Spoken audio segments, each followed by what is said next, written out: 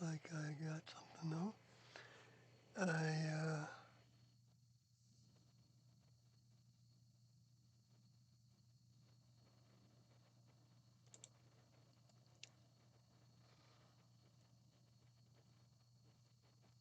got a lot of things, on this little list here that I wanted to talk about a little bit.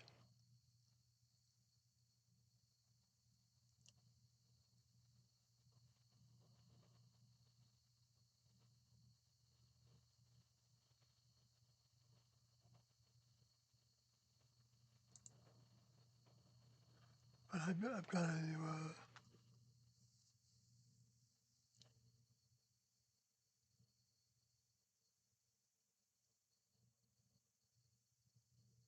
Sometimes I'm not very technology oriented, and it's harder for me to do things on the internet at the same time as talk. So I should have, prepared ahead of time. It's common for me to, just be on the fly. But I'm gonna get there. I'm gonna get there. I can see that I am broadcasting.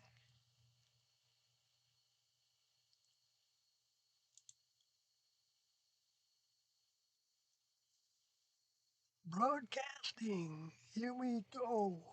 No, that's not my, you know,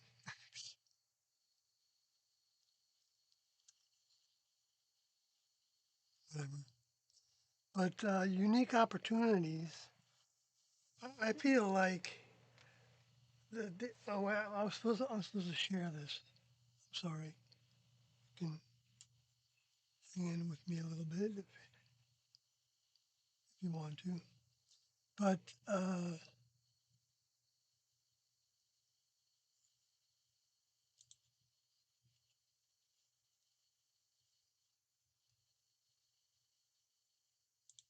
gotta share it with my Facebook friend list.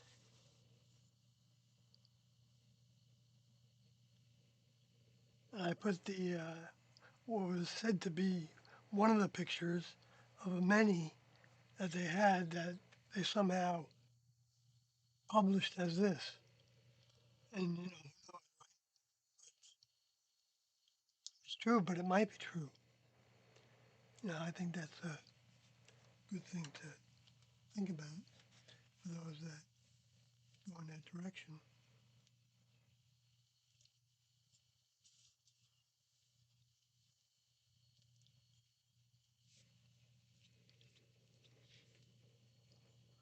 Okay, let me share this with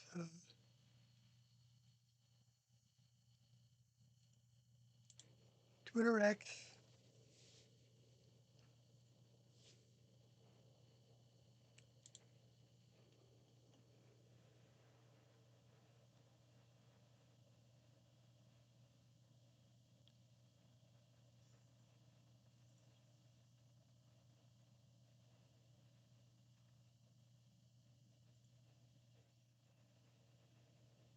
I think it. Let's see. Yeah. Okay.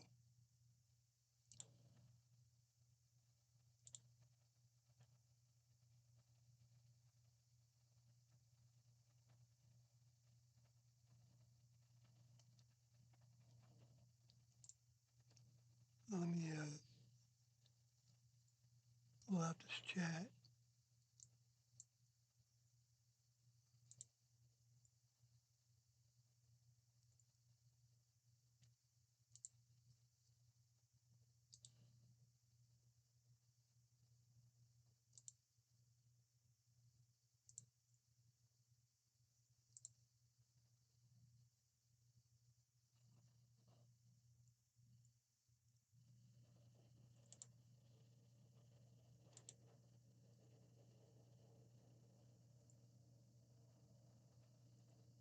Okay. Hello, 4U31. Sometimes I can't see too good, so forgive me. But Baby Yoda, you were there. T.K. Miller, recognize from probably a lot of times, um, um, having some converse with. Maybe I may be wrong. Baby Yoda,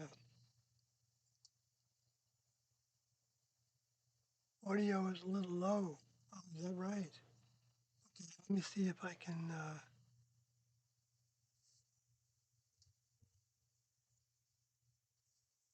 Let me see if I can boost that.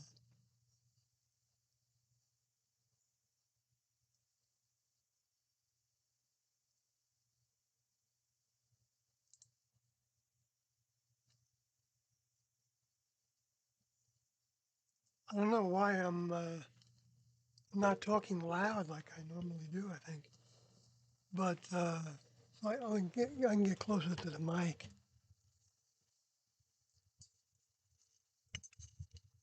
Thank you for telling me that so that I could make this work better. Yeah, how's that?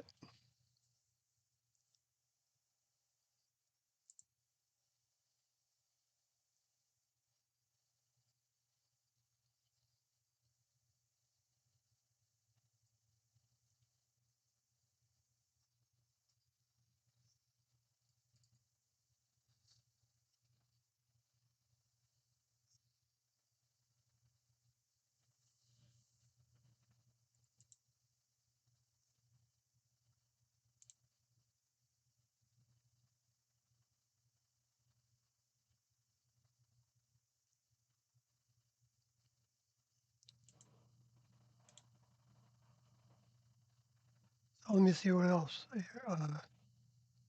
Can you hear me? It's better. Okay, good. Thank you, Baby Yoda. And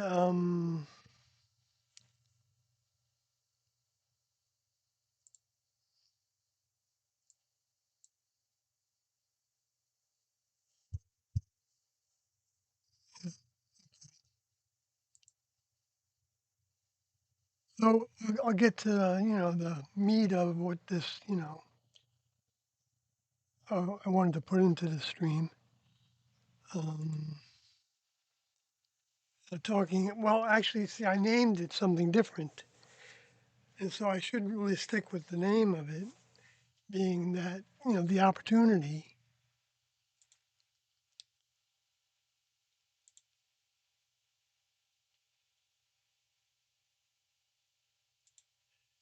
is, is with us to um, have access to the audio tapes from these two amazing people that latest go by the names, went by the names T and Doe, and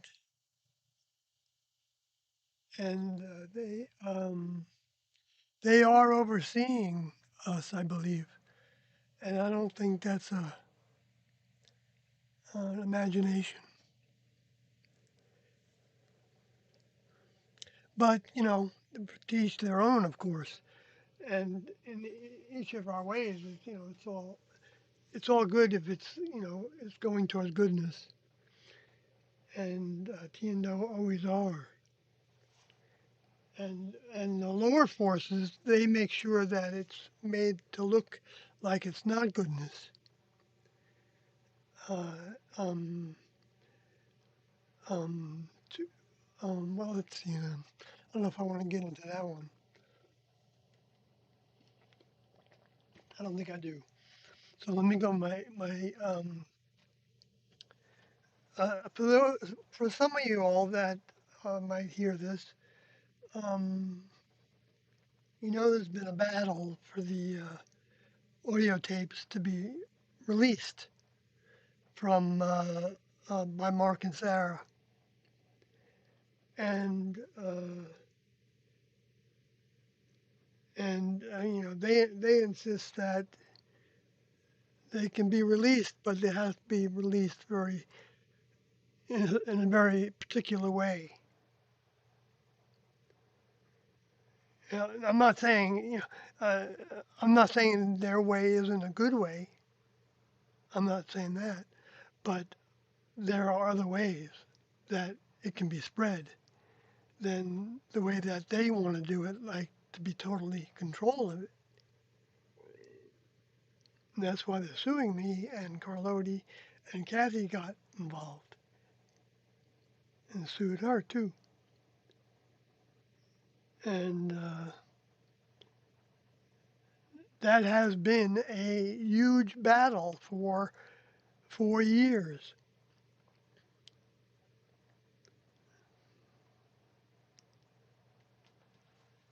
And we haven't done anything with it in the last year, but it's an injustice to humanity to not allow people the opportunity to listen to those tapes.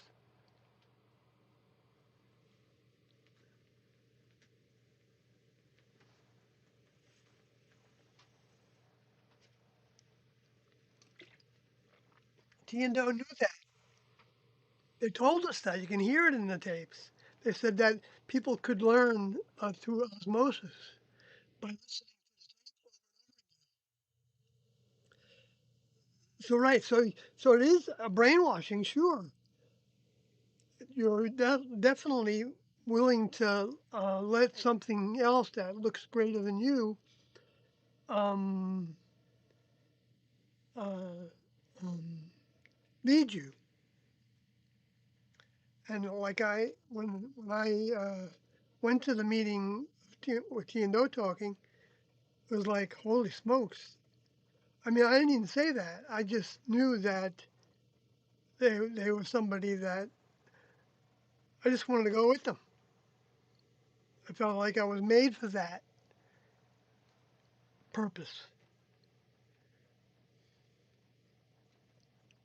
And humans are all made for that purpose, I believe, to become actually members of the next evolutionary level.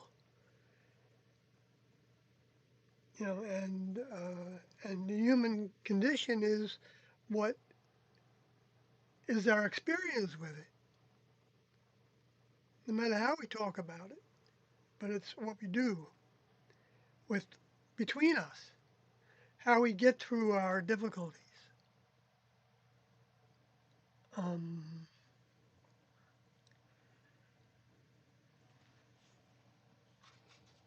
and I go through some, Kathy and I together, and I go through things that, that are very difficult for me to hold on to any positivity about.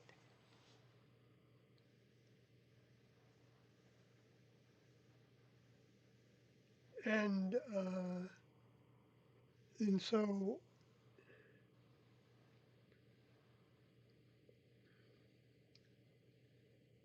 and yet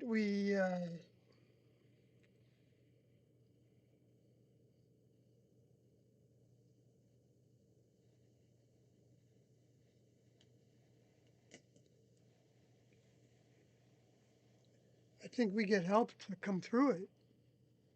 I think we all in the human kingdom have opportunity for help from the next level, from whatever you want to call it. But to it becomes a clearer and clearer kind of thing when we think of it, at least for me, in a physical way, because it is physical, completely physical. But frequencies have their substance also, and their formations, and their patterns, and and they communicate with that mind. That mind is being spread on us in different ways that we can't even imagine hardly, or how it works, with what they know about uh, growing life, you know, making it out of a barren, creating or even creating with their minds. I know that's pretty Looney Tunes, really. But of course it's been thought of, and there's some recognition of that, of creating something with your mind. I don't think it's not possible. I haven't seen somebody in person, uh, like move an object, um, but I'm not saying that's not possible. It's impossible for me to say that it's not possible. Time for me to play harmonica. But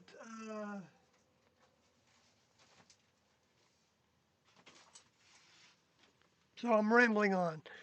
But but I am going to play a little harmonica sometimes. It's fun.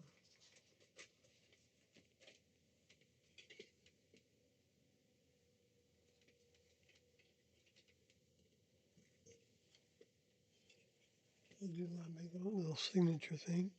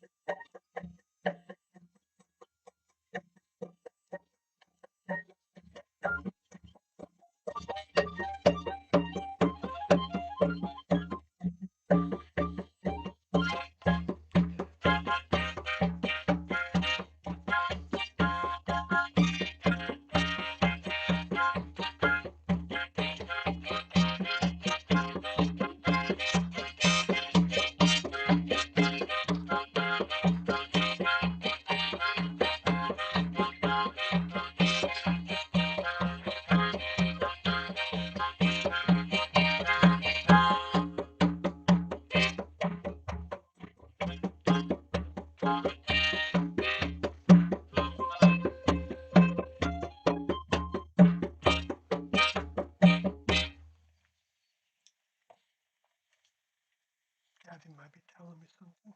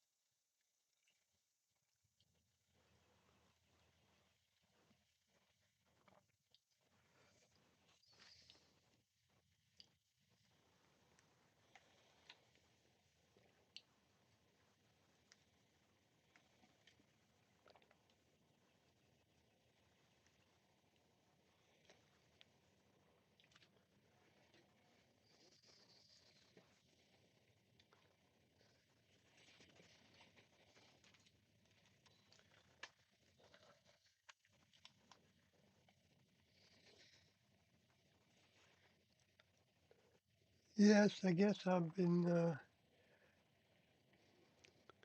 just thinking about something. Sorry, but let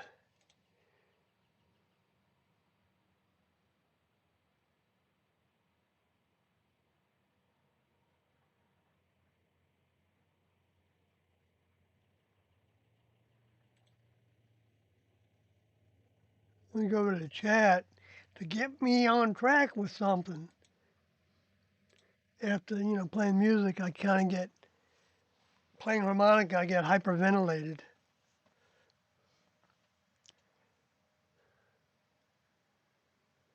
Oh, great! Audio is crystal clear. That was some time ago, right? Yeah, Scott, how are you doing? I'm doing okay. Schroeder, let's if I turn off this thing though, so I don't hear myself coming back. Not too much of a delay. And so search for hot praying mantis for greater next level info. Really? Okay.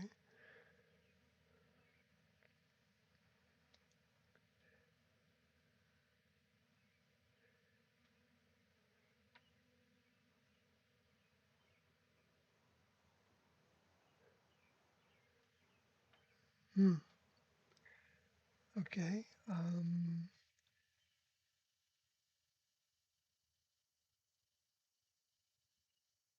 Oh, that's impressive, and I thank you.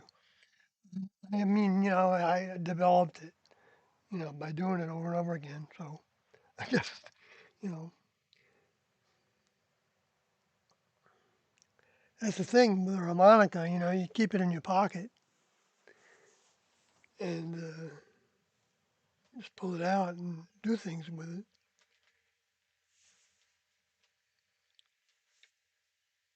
I always tried to, play with the radio, and and I don't know if it worked or not, because you didn't have all the keys that they're playing in. Anyway, but so you, so even if you're off key though, you're learning the technique, right? And you're playing real notes, so being still even now, but that's the learning process. Yeah, restating the obvious is something that I'm getting good at, I guess.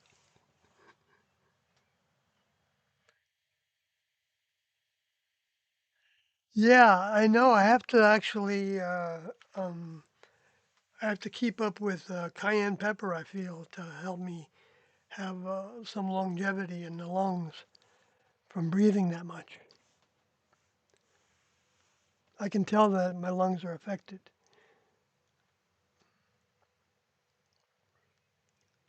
because I play with uh, Kathy Southwestern's stream. I mean, we're partners and lovers and everything. So where the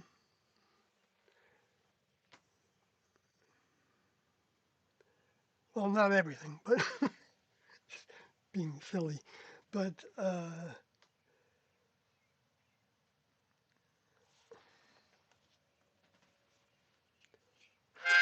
maybe I should stick to the music. No, so I can get into some back here. Let me get focused again with the chat. Baby Yoda says, "Love this. Thanks. That's impressive that you got. Oh, I read that one already. Well, I want to read it again. I want to read it again. Love the music and the vibes. Thank you. Good to have your love, uh, PK Miller. Thanks. Buff 99. You're so talented. Yeah, I'm an old man, so I've been doing stuff for a while and some things. Joseph Coates, hey, how you doing? Sounds good. Thank you. I appreciate hearing that. Cause how's Kathy? Kathy's actually driving home from having visited with her friend. She left early this morning, not real early, and drove 4 hours and is on the way back, and probably in another couple hours. So,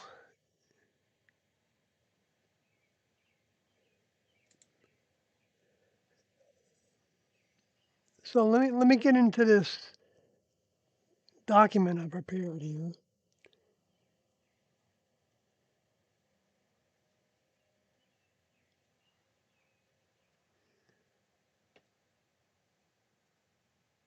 For whatever it might be worth.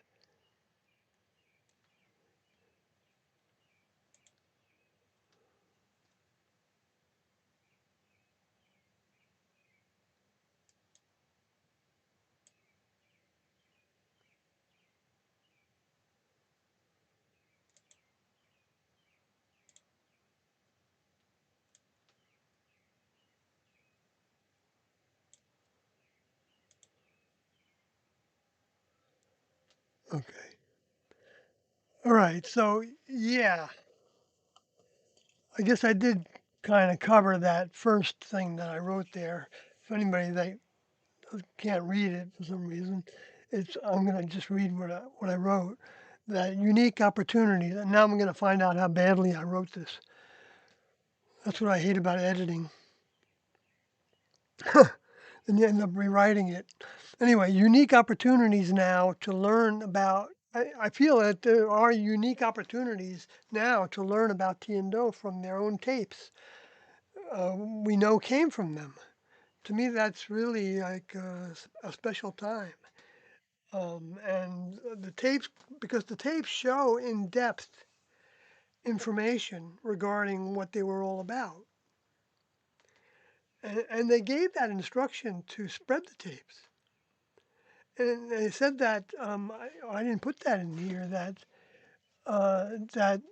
when people listen to them over and over again, like I started talk about before, like they can learn, they can become more good by osmosis, and more good is um, like it's the positive side of the magnet. Not that the negative is bad. It's not like that. I mean, it seems to work that way, I guess. And well,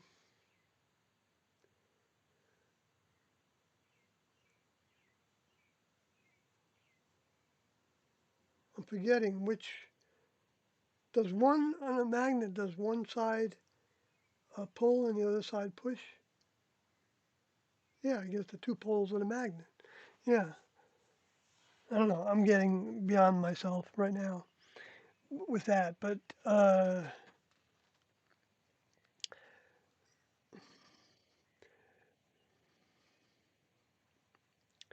and I'm making a statement here that uh, it's the opposition to them being spread that I believe is the work of, yes, I hate to use the word, but the space aliens or the ETs or the, uh, whatever, EBEs and other names that they have for the beings that I believe were um, coming in and bringing uh, um, souls that had developed into early membership in the level above human to continue with their lessons and to lessons. Yeah, the way I said that, it was like continue with their lessons. You've got to live by the lessons. The lessons isn't a negative though. That means that's the learning opportunity. And the next level has no interest in brainwashing us.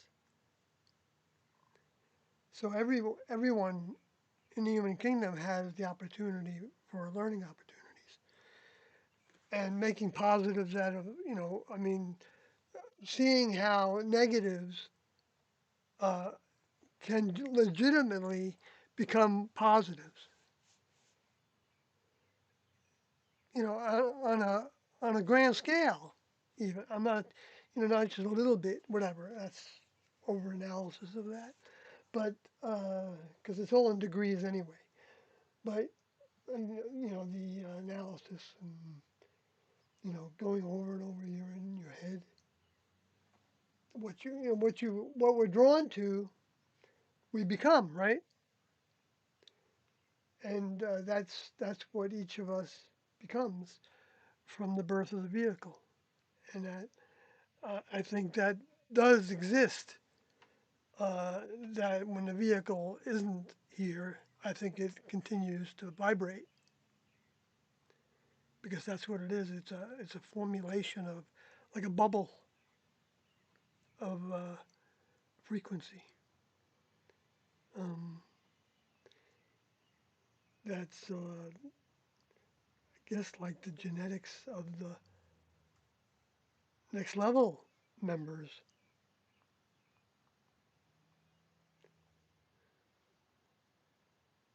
To whatever degree, I guess I'm overlooking at it because the whole human kingdom is there.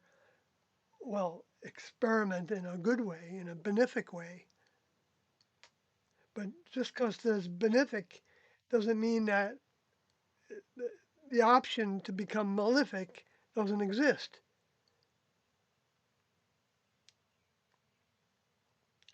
So the greatest love that the next level could have for us that we can imagine, or one of the ones, let's say that one of the ones, would be giving us the opportunity to exist,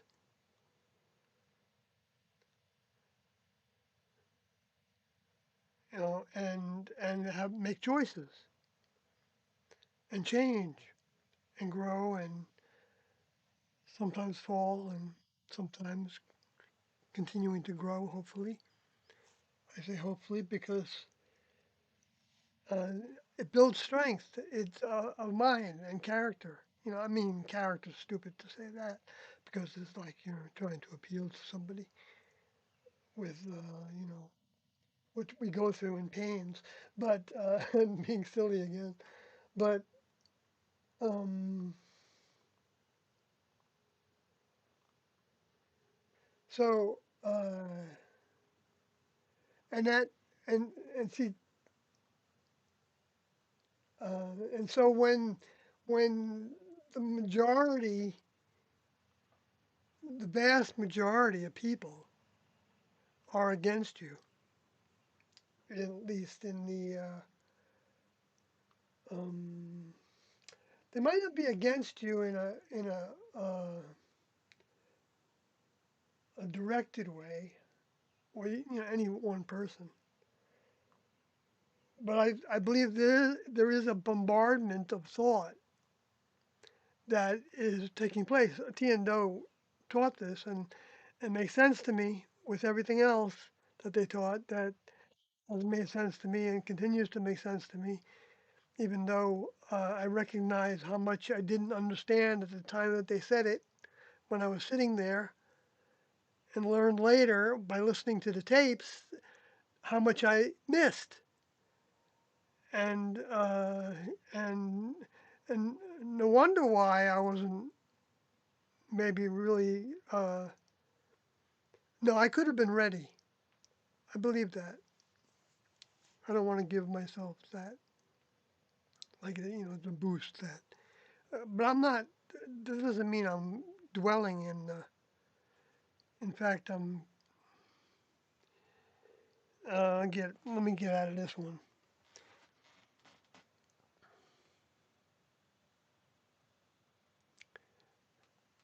So,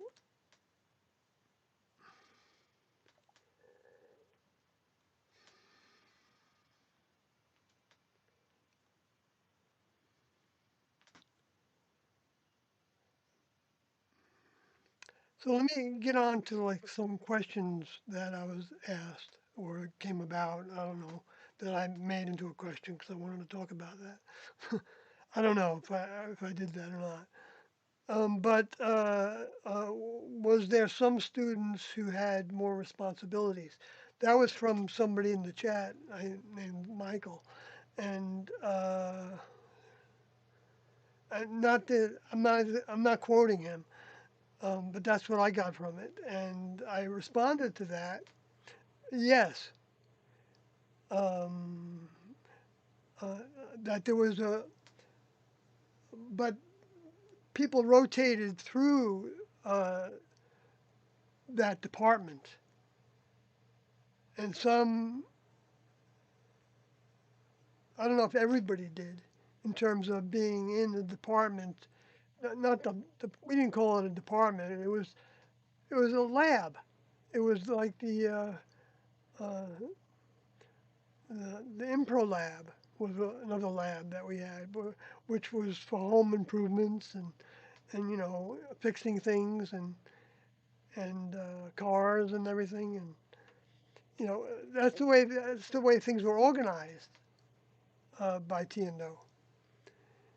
And we had clipboards, uh, and they, um,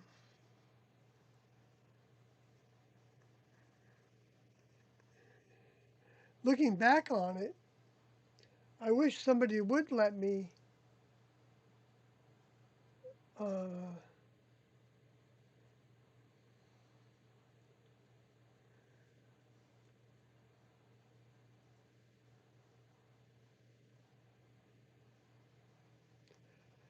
I'm bombarded by the negatives to this.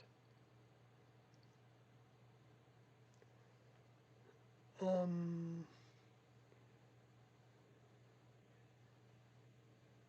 that when I have to get to the point because I started it. So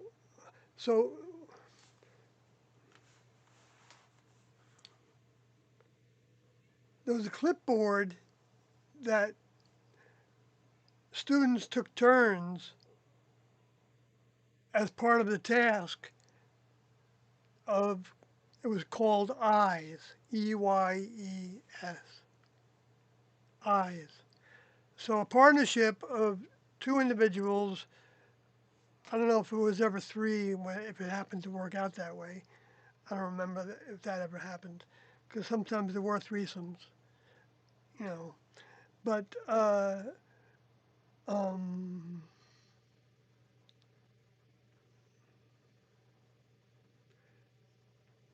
see, that's how somebody could, be looking for something like that in order to build their scenario about somebody. So this world is getting crazier and crazier. No question about it.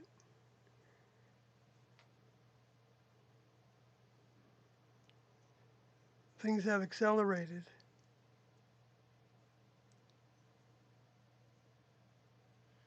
and uh, the lower forces get their ways uh, a while longer,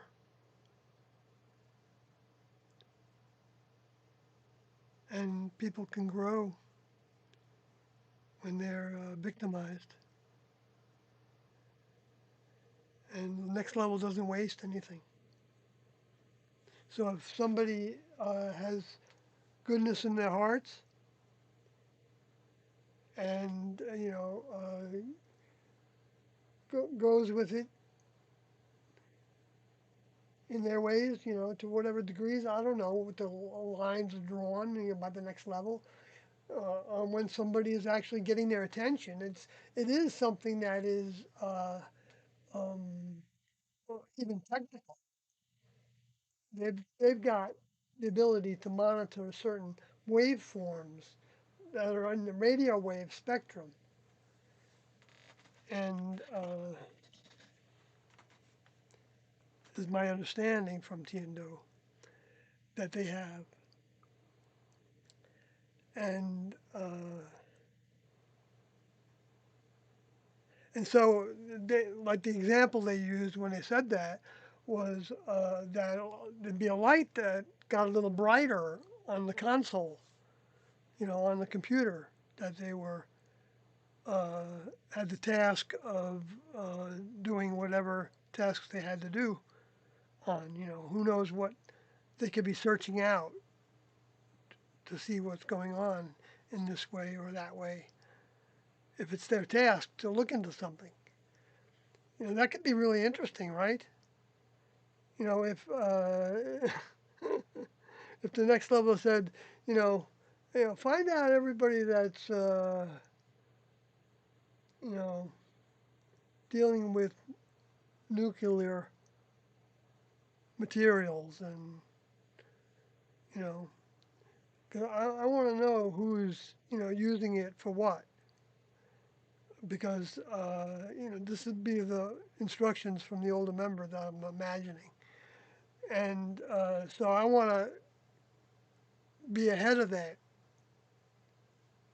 with letting it happen in terms of development of nuclear energy, but having them learn to not pollute the environment uh, too much in too many ways. I'm not saying that there's not that there's probably a next level degree of taking care of problems uh, that um, well, I don't know. I shouldn't really get into that because I'm just guessing about it. Anyway, so let me just get back to this. Like it, let me go back to the chat. That's what I need to do now.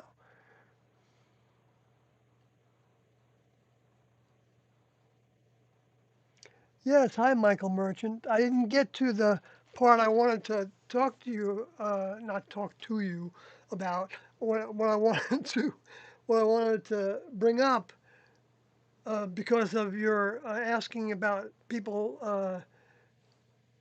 in the classmates, taking responsibilities, having different responsibilities or more responsibilities.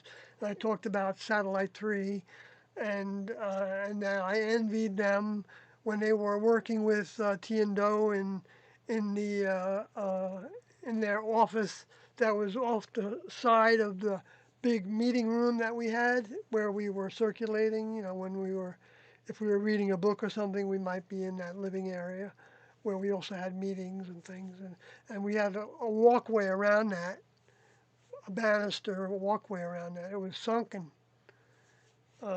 a sunken living room. It was very, very cozy in a big mansion. And I don't know where that was at that time. Uh, could have been Arizona, but no, yeah, maybe, or could have been New Mexico also, or California, or Texas. So anyway, so what I wanted to say about that, Michael, was that um, when I was envious of the ones that were working, because Tiendo would come into that lab, into that area, that office, and work with the individuals that were assigned duty as partnerships in that office. So two people would be assigned medical on duty, so that they would have all kinds of other duties as well. And so they would be administering, you know, pharmaceuticals to people if that's what they needed. If they had a procedure for it, and if there was an emergency, then they would make, and they couldn't get in touch with T&O ahead of time fast enough, then they would make a choice and hope that it was a good choice that they would make. And that's why how students end up having everlasting levels of growth, because the gap that we have between a member of the human kingdom and a member of the next level is as great as, and maybe even greater, maybe, than between like a dog, a little doggy, or a big doggy, doesn't matter, um, and a human. It's a species difference, right? And there's all the ramifications to it, all the emotions with it, all the the programs that are passed on by next level members over the generations and generations and thousands of years, and who knows how many hundreds of thousands of years, on Earth and many other planets in many other places. It's they use some big numbers in some of the records because 10,000 times 10,000 times. I think to just say that it's an enormous amount of you know of existences that exist. Anyway, I'm going a little too far with that. Sorry.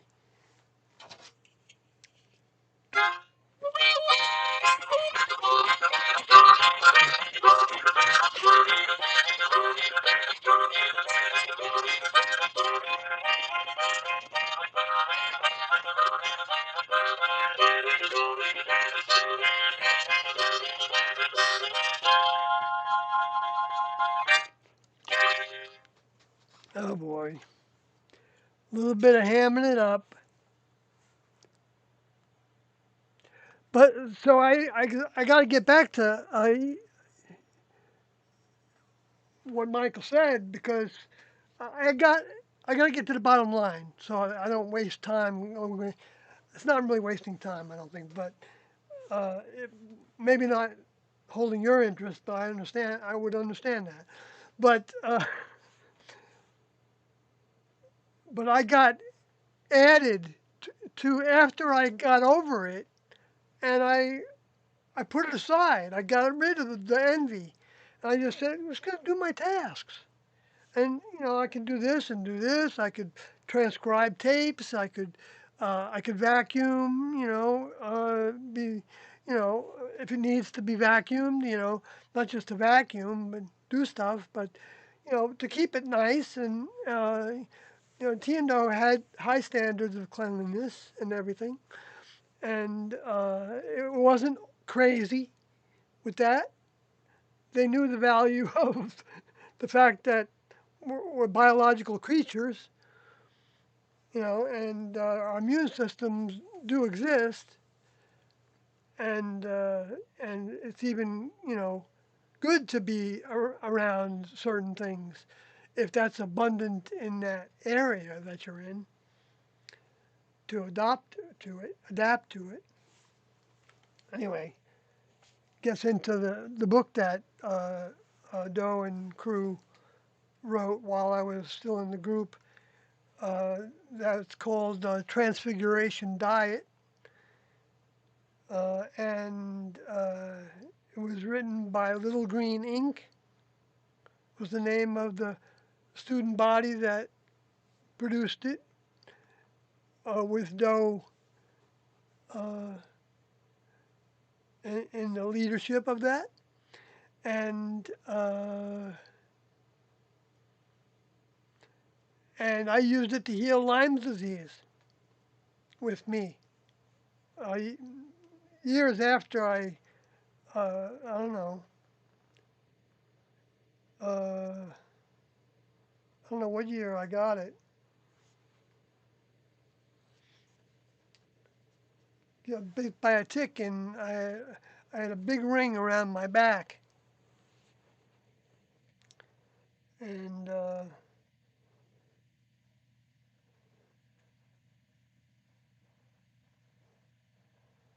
so anyway, I used the Transfiguration diet. I had I'd been on a decent diet, I think. I mean, all diets can, I can work out. I mean, pe- all people can deal with different things, different genes and whatever, So you can't really tell who could, I mean, there are some things that happen. You get clogged arteries. You know, uh, there are things. Cayenne pepper is really good for that, I believe. You can look it up, and I should give the formula because it's also dangerous for some people to take too much cayenne pepper into their body all at once, and they should just start very small with a pinch, and see if they have any kind of a allergic reaction to it. But I don't know if there's anybody that's allergic to cayenne pinches. Uh, anyway, but I never heard of that. But I guess everything probably exists, right? In some form or shape or form. Oh, okay. Okay. Sacred Grift says, will another older member from the next level ever visit Earth again? Oh, yes, I believe so. I don't think that's a stretch. Doe said it, that he would be coming back. Uh, well, I don't know if he said he would.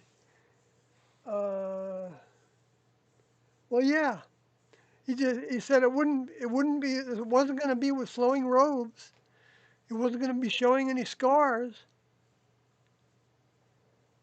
It was if you see that, you definitely know that somebody's afoot with a hologram or something, and that can be done. Some of these space alien spacecrafts are pretty high tech in some ways. And Tiendo thought that the Lady of Fatima was a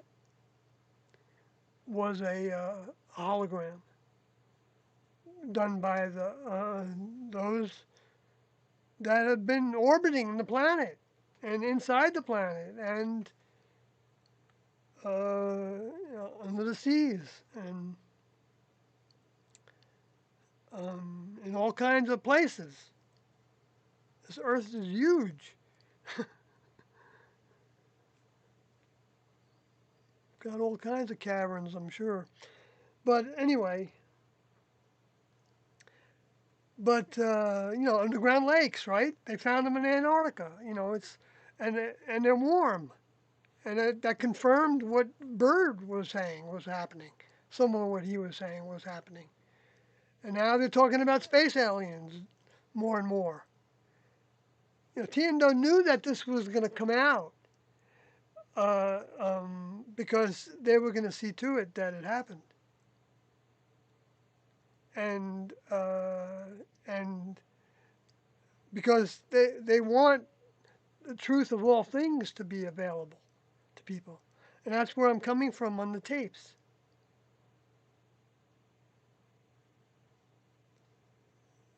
Because all things in my mind for mind growth, in my opinion, uh, if we can take it,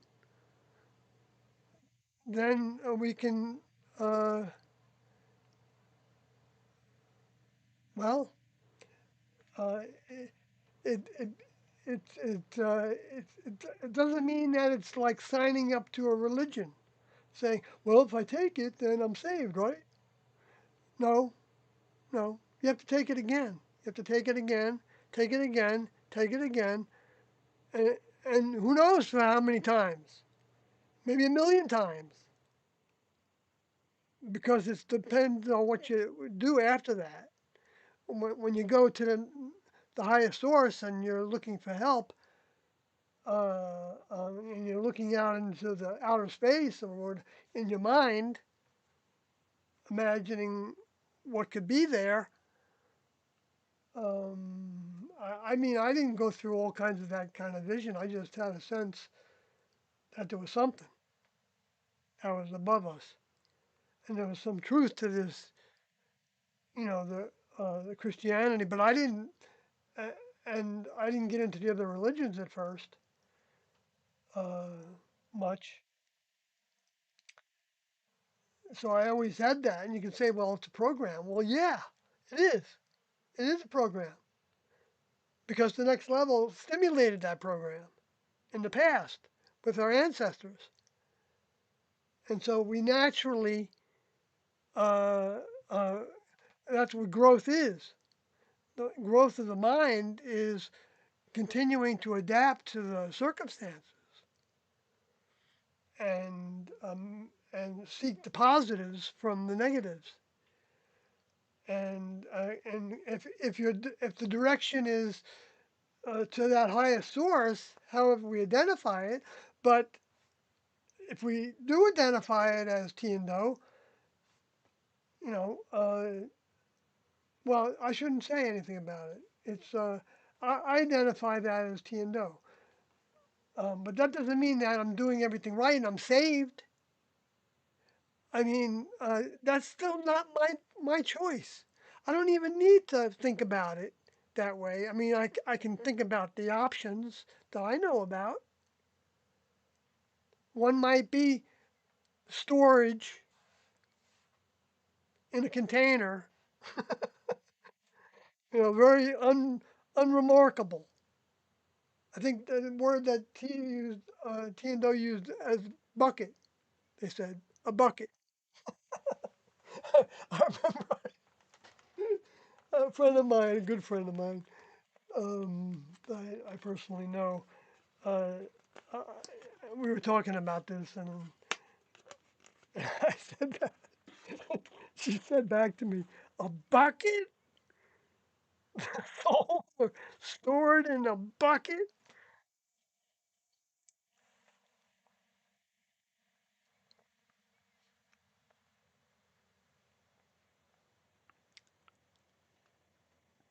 Kate's Biz, hello.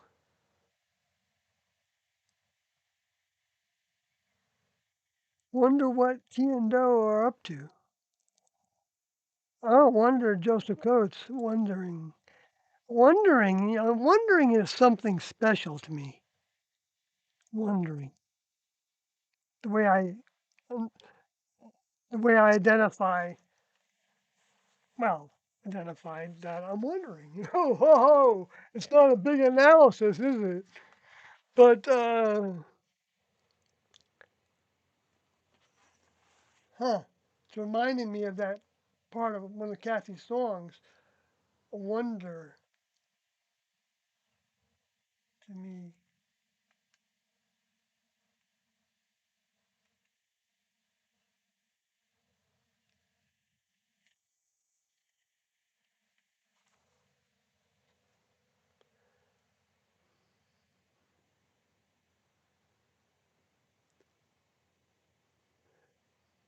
Yeah, I'm doing okay, Michael. But I didn't get to the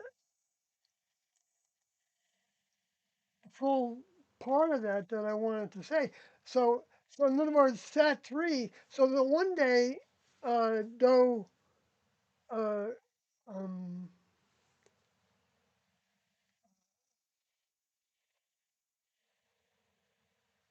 asked me to come to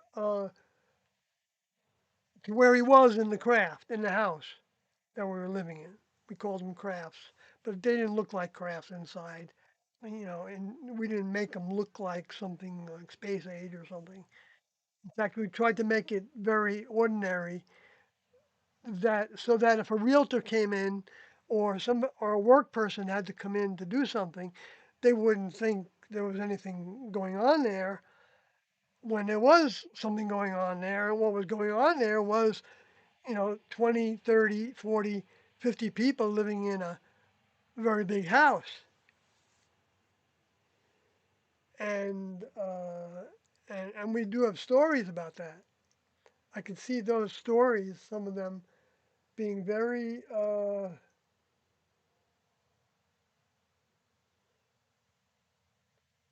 they could be made to be magical, or they could be made to be evil. And I can see that humans are choosing sometimes.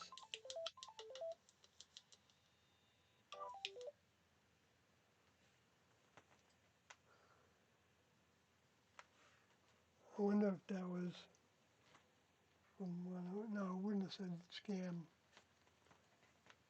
It was from Wanodi. I might get a call from Wanodi, and if I do, I I'll have to pause the stream. Um, so let me get on to so the responsibilities, right? Uh, um, maybe actually I didn't get through the chat because I keep on stopping it.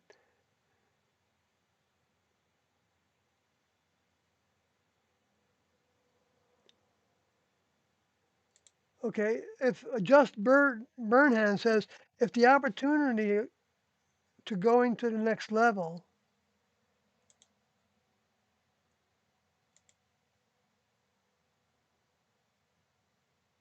is no longer available for us, then why does it matter whether we believe its existence or not?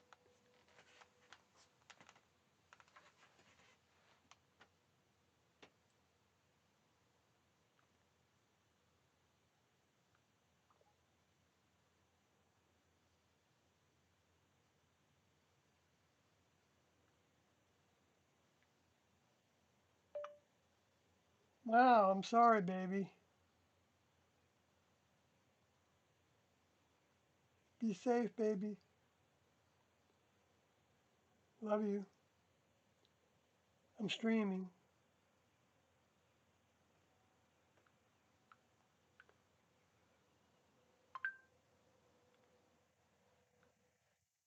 Jackie's coming home from a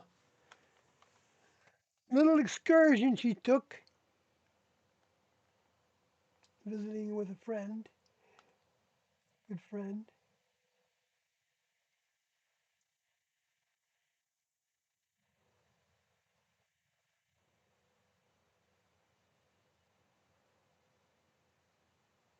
So, okay, so just Burhan. Well, I, I don't know who's saying that the next level is no longer available to us. I've been talking actually about that the whole human kingdom was grown by the next level above human. It's an evolutionary level above human, so it's hard for us to conceive of it. But the difference is between like a dog and a human is the difference between a human and like the dog and a member of the next level. Even the youngest or least experienced members of the next level are that much of a gap different than us now,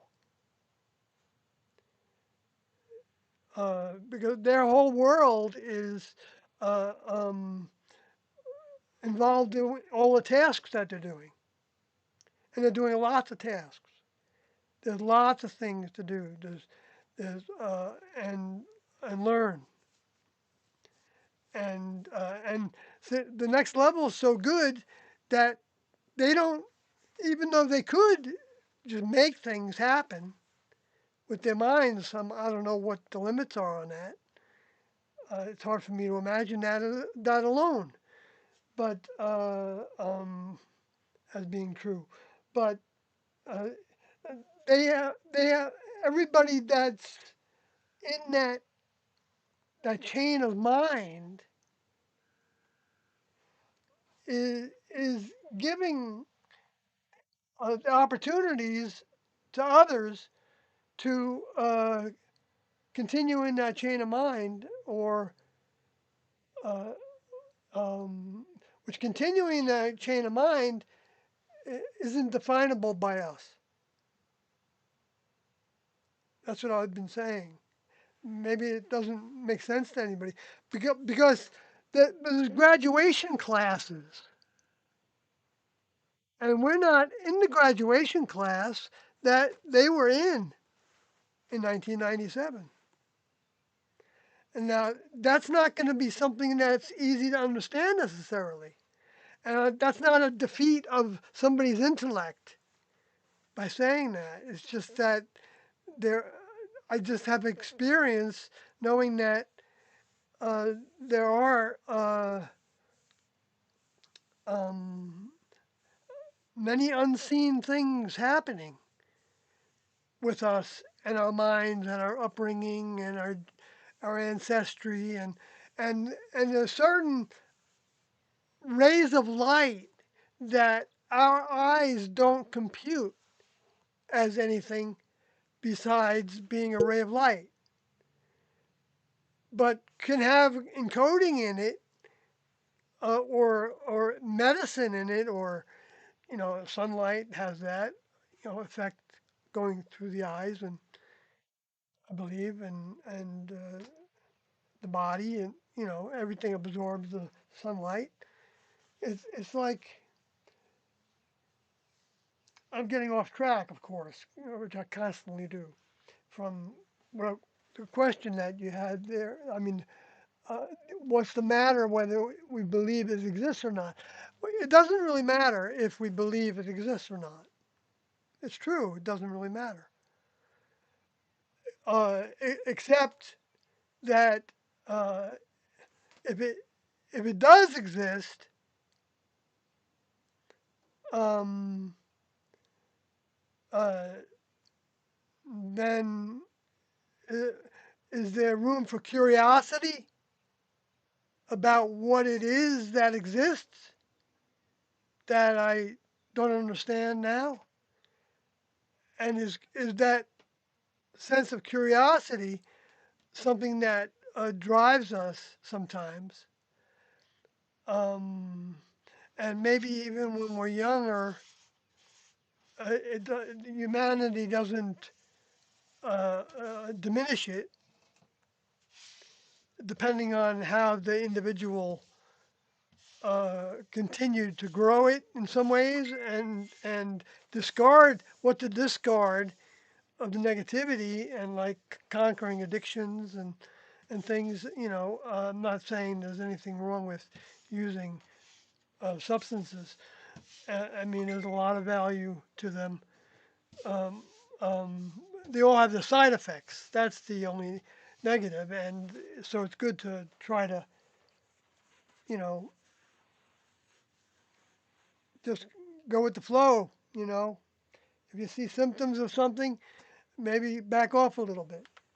I don't know what to do. Some people like monitor that naturally, like Kathy with herself.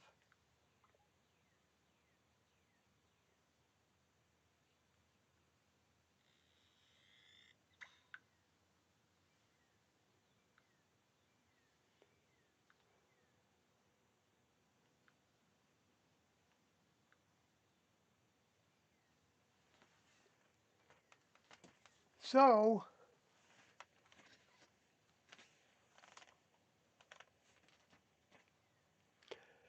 so okay. So once I got Michael Merchant, if you still happen to be here, I'm sorry for all my pausing and foibles, but once I became when I got invited to go into that room, someone uh, showed me where they were because Doe was in the back of the room, like sitting uh, in two chairs with Lagodi talking with him. He was in a big, like, easy chair kind of thing. I mean, sitting up straight, and Doe was in another chair, like maybe like an office chair, being silly and trying to describe it in particular. But and so I walked in, and uh, Doe said to me, he wondered if I'd like to be part of Sat 3, which was Satellite 3, which was the group of individuals that were um, most physically in touch with T and O outside of meetings, because everybody then was in touch with them unless they were in two different houses, and then they were only in touch with them through the tapes. Or if they did a meeting in that house as well, which they did many times when we were in multiple houses. Anyway, uh, so when I went into that room and said that, I, I said, yes, I would love that.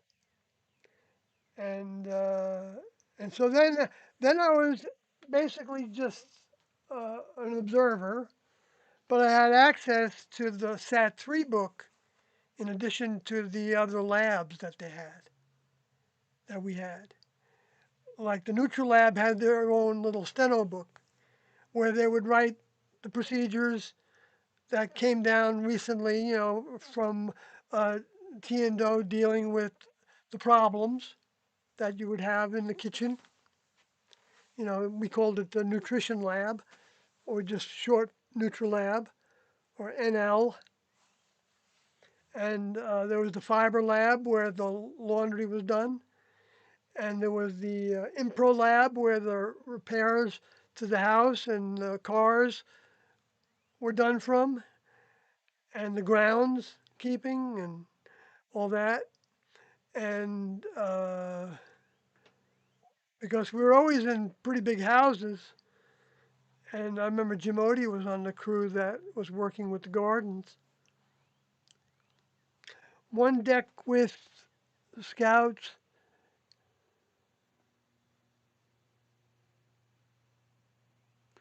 Oh, I see. Joseph Coates says, in a week, it'll be a year since I lost my mother.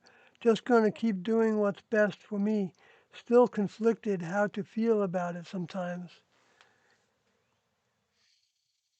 Hmm. Yeah, I don't know.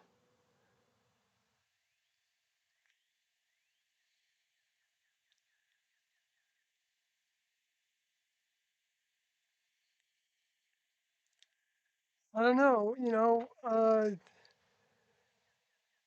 I don't know how Tiendo would respond to uh, what you shared with us. Uh,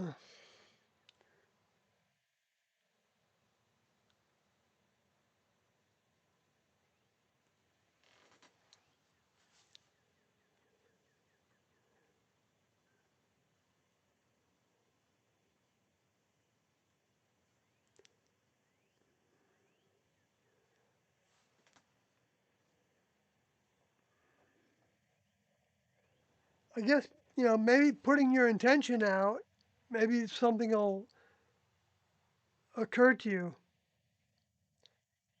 about it from having done that. And you may have been doing that a lot with who knows how many people, right? It's possible, but whatever, it doesn't matter.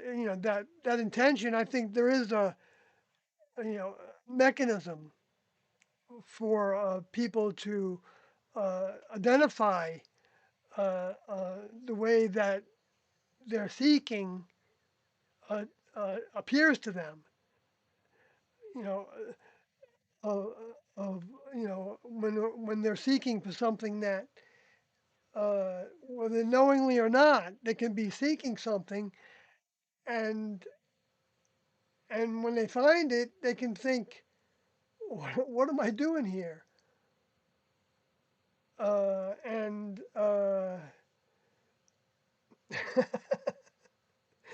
and then you might I don't know. I'm going with that. It's like, or you could go with it for a while, whatever it is, and get in the groove of it for a while until it gets boring or something else, happens that takes our attention or whatever. And but if we get back into that vein, then and we repeat the question, that the essence of what we had a quandary about, then I think that will, long way of saying it, uh, that can manifest, that can be made manifest to us, whether that's by some kind of electromagnetic force connection. But why not? I mean, why the hell not? We don't know how different thoughts can have different strength to go further, to influence more people in a way that's good or bad. Like Tiendo said that there's more good in the world than there is bad. And then Doe said and added to that and said, but there's more numbers of badness in the world, more numbers of badness. But the good is good. See, he put a new dimension on it by that addition of understanding about it. That that you know we're getting, the life itself.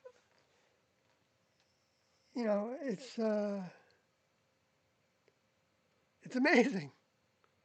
It's amazing. These bodies are and minds are amazing, and that's why humans don't understand them yet, because they're beyond human. That they could grow to be like this, whether that's somebody that uh, is doing any task in the human kingdom, better or worse, whatever, whatever their experiences are, and how they deal with those experiences, the choices they make, and the direction they keep on trying to go in, looking for help or whatever it is, um, uh, is to me positive.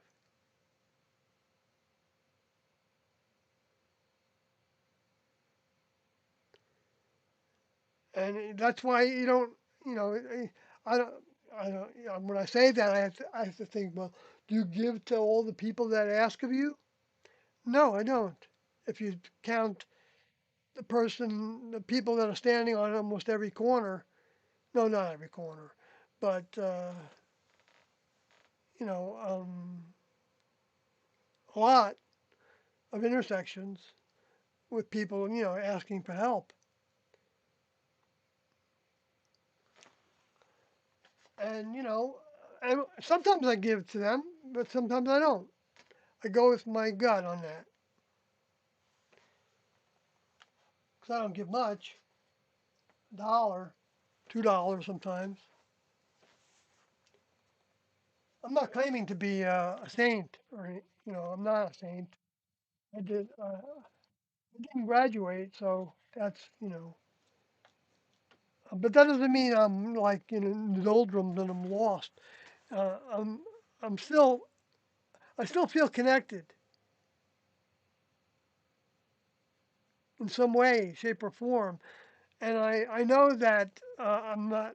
My choices aren't being made with the next level in mind all the time, hardly at all. I mean, to the degree that Doe wanted to absorb T's mind, uh, was analogous with uh, um, knowing that you got something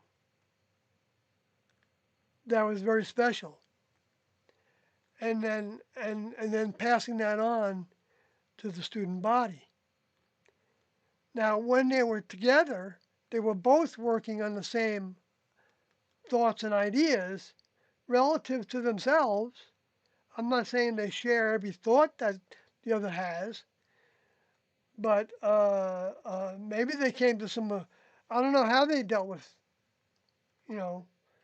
Uh, I know Doe was greatly challenged by T. Uh,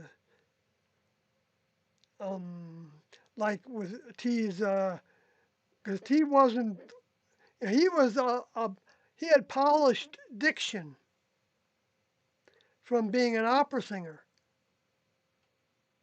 and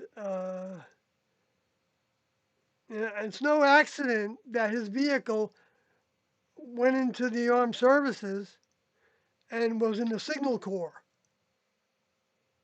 working with communications because that's what he was good at. He was really good at communicating.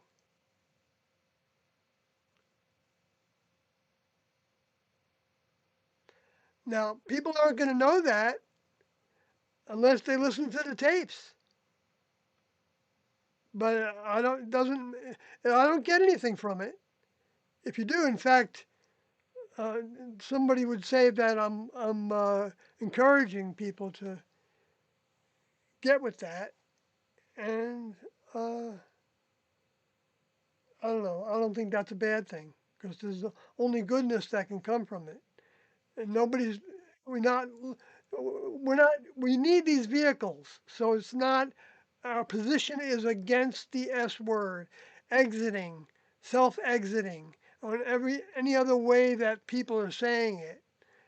We're against that because for the practical reason that humans need their vehicles in order to learn lessons, and you can't skip.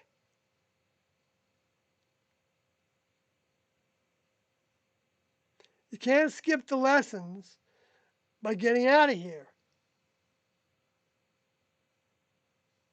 Stamody talks about that in the paper that he wrote on Tiendo's behalf, that he came to understand and recognize was real in a greater degree than I think I can.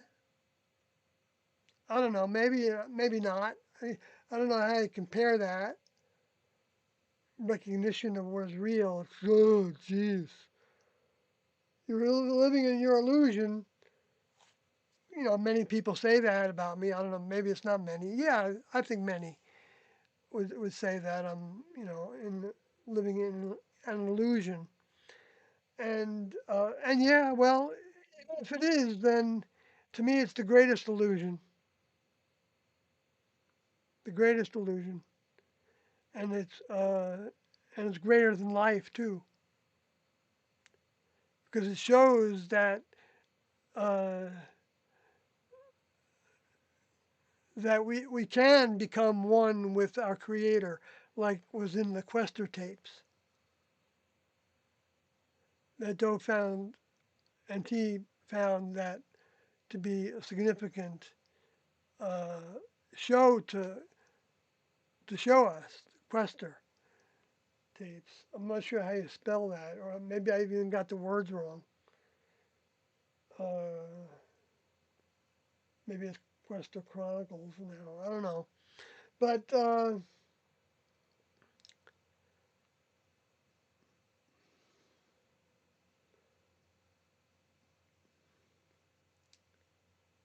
so oh, okay, Joseph. for whatever it's worth, you might try meditating on um, uh, my suggestion is meditation. One of the meditations that T and O gave us, and that was um, the, the light. Thinking of, well, to me, it was thinking of the next level as the light.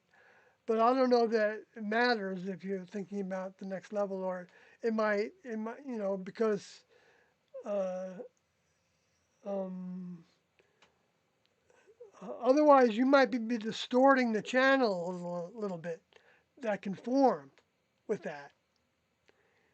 Uh, so that's why I think it's kind of important to be thinking of that light coming into you, into the top of your head, right by the pineal gland, in terms of the middle of your head, and as it's coming into your body, and you're relaxing yourself before that, and not having any cares about anything, and just trying to quiet your mind, and and um, uh, and then see that that mind that is actually stuff. It actually has substance to it. It has effect on us. It can change our metabolism. It can make things work in ways that they don't work as well without. It can heal things depending on the quality of it, and the focus of it, and the application of it, and there's probably other considerations in that.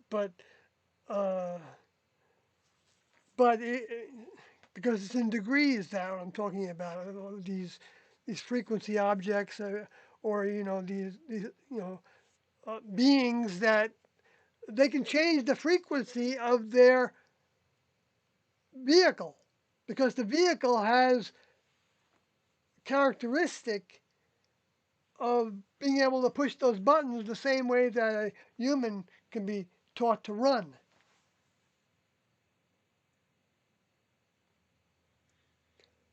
And so that becomes useful when they're using that vehicle to do a task on Earth, and they don't want to be seen by other humans. And then other times they might have instructions to be seen. And you'll hear, I remember when I was in the group one time, they went through sometimes talking about the things they were seeing, reading about, and listening to in the radio, and that we were also listening to. But they had, you know, they might be doing more of that sometimes, and other times they might be doing very little of that, depending on what they're working on in their minds related to the classroom, thinking about each student and what they can do to help them uh, um, uh, uh, block out their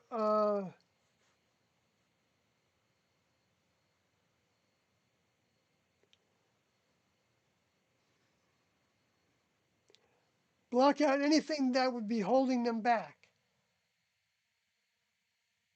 It's not. It's not. I'm not pretending that the next level doesn't uh, want, but it's like parents that want a child, and, because they want to share. You know, most of the time it's probably by accident, but some people procreate on purpose, And so I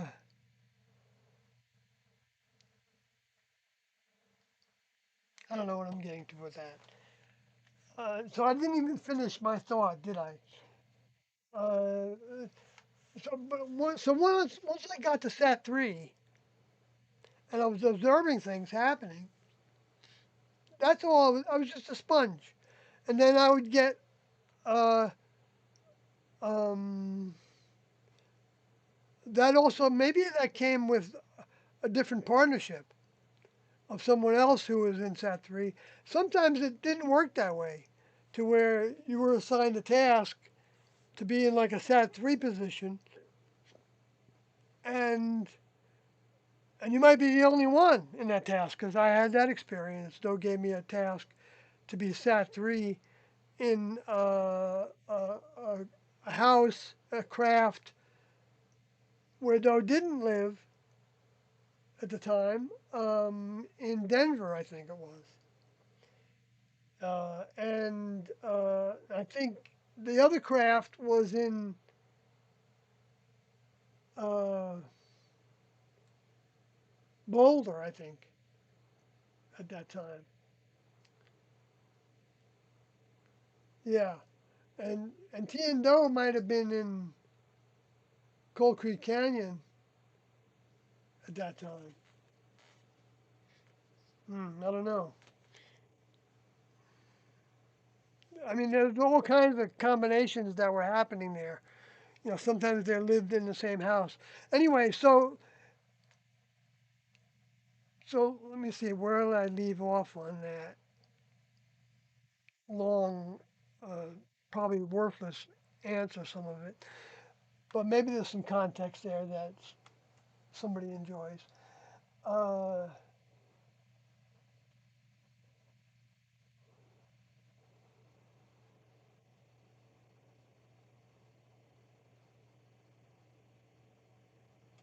in a week, I'll be a year. Oh, I already read that. So, hi, Kathy. Good analysis as always. Thank you. I'm glad I did some of that. Okay. Uh, so actor Michael Merchant says, could a next level mind take over a human body for a short duration and complete a task and then exit the vehicle, returning the person without them knowing? Well, the way I understand it is, uh, um, uh, they don't do that because it's the mind of that vehicle that's developing that was probably even prepared with a type of a deposit at the same time, so that potentially becomes a new member of the next level, because they take advantage of all opportunities that we can imagine. Anyway, I mean, I know that from many examples that T gave. But anyway, so the way I understand it from them, um, uh, so and that they don't take over our minds, like Tiendo said that they don't try to read our minds.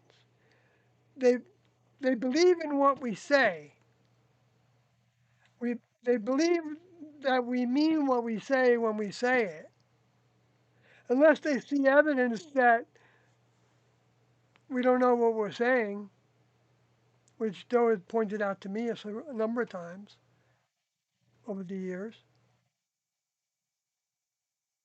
and that it was this way was the real way that it happened because I wasn't objective and I was confused and I was, uh, well, experiencing that, according to Doe, T pushed me out so that I could have some. new experiences in the human kingdom that I needed to have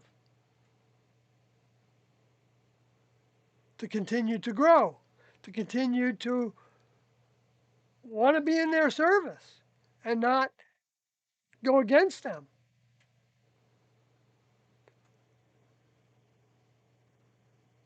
or try to justify hiding their tapes so that nobody can see them. And there are tapes that Mark and Sarah are still hiding from even the ones that they were told to give them to, the ones that were sharing them with other people, the dissemination task.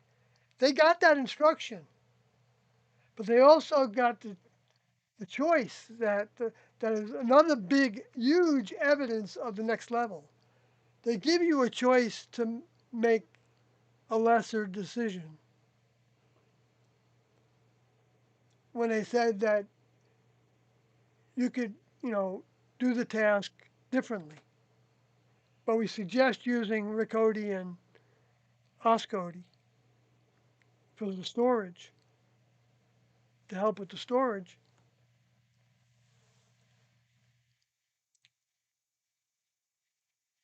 And and that Recody would even uh, get the truck out of the one storage room that would fit all the contents of the other storage room.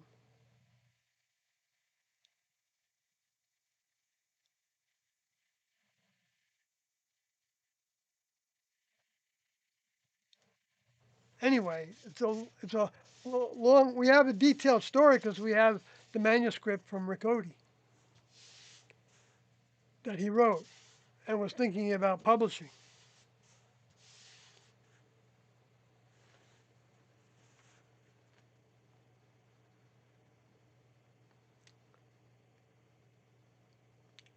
But so anyway, so I got off the track again. Um, I don't think my ego inflated. I didn't notice it, but I think it did. And I didn't notice it until one time I was with uh, a group of students that were called to a certain room in the house. I would say about a dozen students. I didn't count everybody. Uh, and Doe was running some things by us because sometimes he would do that when he felt like he was at an impasse or he had even an instruction to do it from T. So he wasn't at an impasse. You know, he knew that T wanted him to go talk to the students about the things that he'd been thinking about and talking to T about in his privacy. That's what Doe was doing with his privacy, among other things. I mean, he was living like anybody else, and yeah, he had students living in the same house, taking care of his needs, and those students wanted to do that. And I was there, and I know that. Liv Odie and Jan Odie, and June Odie and Logo Odie, and Star Odie and Jim Odie and everybody. There's nobody in the list that of the ones that I know from 1975 and six uh, that that were with me for the 19 years that I was in the group. Those are the individuals I feel like uh, I know them, but I don't know them in a way that well certainly doesn't have any intimacy in it, physically because we didn't have any of that. Uh, if somebody slipped in that regard, well then they would think of having a better armor against that happening again, like programming ourselves before we go to sleep to not give in to that any influence upon us that wants to use our vehicle in that way. And so that was what we would do that. I would do that every night, I think. But the program was to have the vehicle wake up. That's what we were trying to program the vehicle to do. And you can do the same thing like with a negative dream. You can tell the vehicle just uh, wake me up because I don't know if I need that. But then again, there might be some value to some of that. The next level can be helping us in a lot of different ways. Uh, with dreams is one of the ways that they help. But then they can also be dreams that stimulated by forces that know that frequency, which would be those individuals uh, that we think of as the space alien souls. They're actually souls. They're beings. That being that occupies whatever vehicle it has right now, some kind of hybridized human vehicle, or mixture with another race of species. You know, who knows what they have, the options to do. But that's why they want humans. They want to extract eggs and sperm, and they want uh, test tube babies is a it's not like a bad thing in T&O's mind. Let me put it that way. They thought it was a more civilized way of doing it. Maybe not civil. Maybe that is the word they would use. I don't know. I can't remember clearly that they inferred that to it as civilized, but just more of the next level way. Because vehicles aren't made in the next level and grown in the next level. Um, uh, um, like uh,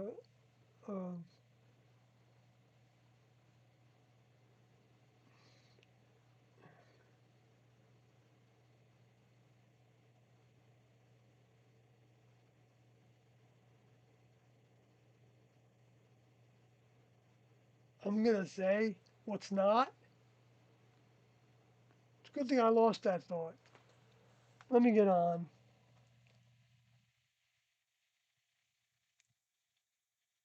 I mean, sometimes we can say what's not for ourselves, but as a philosophy, no. For the next level mind, take over a human body for a short duration, complete a task. Right, and then exit the vehicle, returning the person without them knowing. Uh, right. I don't think so. I don't think it's the next level member that would do that. Um, I could be wrong, but there's a bunch of indications of that. That that's what the lower forces do when they force people to be in their command. Uh, when you're programming somebody to go kill if need be, and not question it, you're putting in a pretty strong program that is adversarial to a next level mind. And even though somebody who was in that program and got out of it, uh, um, potentially learned a lot and is going to have their own form of uh, suffering for any lives that they took because of their what they thought was doing the right thing. anyway, it's it's not for me to say how somebody's going to deal with devastating problems, horrific problems. You don't know about it until you're in it, unless you have a dream about it.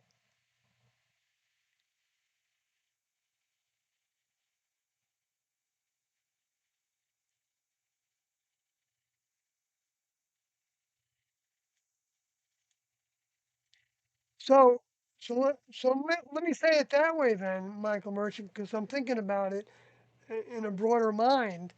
That Tiendo said that the next level does prepare people for something that's going to happen with dreams. And so I don't know what that preparation can look like as it comes through the vehicle that has the dream. But I imagine the impressions that are the biggest are actually accurate, some accuracy, enough accuracy to where a person is like wondering about it, or is or even if you don't have a dream, that same thing can happen with a thought sent to us. It just occurred to us that, I've been pondering this question for weeks and months, thinking about whether to do this or not, or to do this or not, and and then one day it's like, okay, just do it.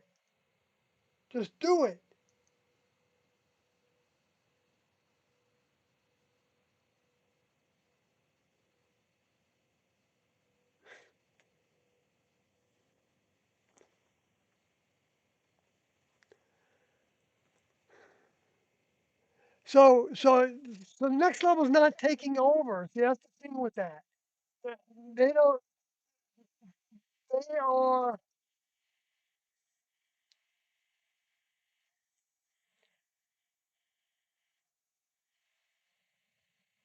the mind in the vehicle is agreeing to step aside, as I believe the way that Tiendo said that it worked. Now they're always talking about things in ways to help us understand it better. Not that that example is the only way to think about it, but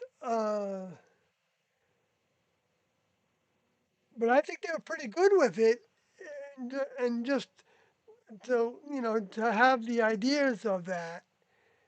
Um,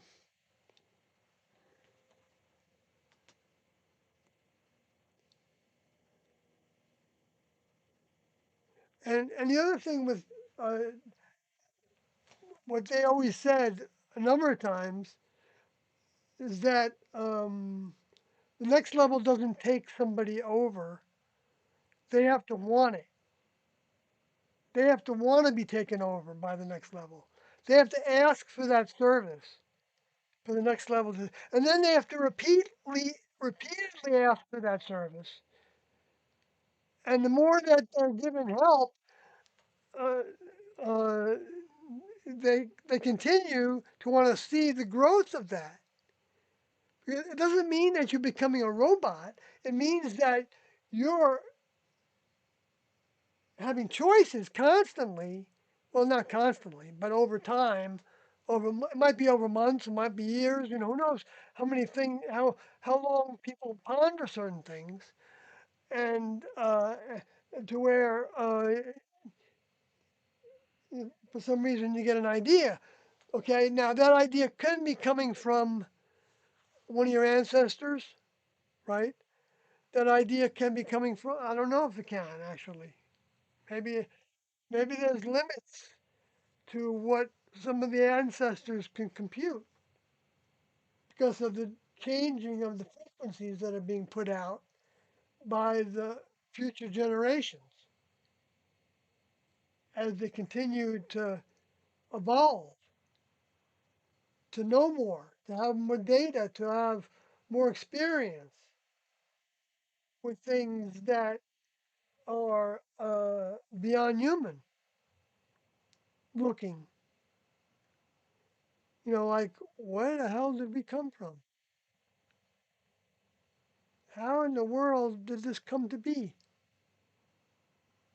Questions that many people, especially when they're younger and they don't have the same kind of cares and history with those cares and and desires and whatever it is, consciously or subconsciously, because of the some of the pain and suffering that many people have gone through in their lives and what the lessons they learned from it, hopefully, or continue to repeat it and maybe get to a place to where they burned it out of themselves, which that can be a good thing too.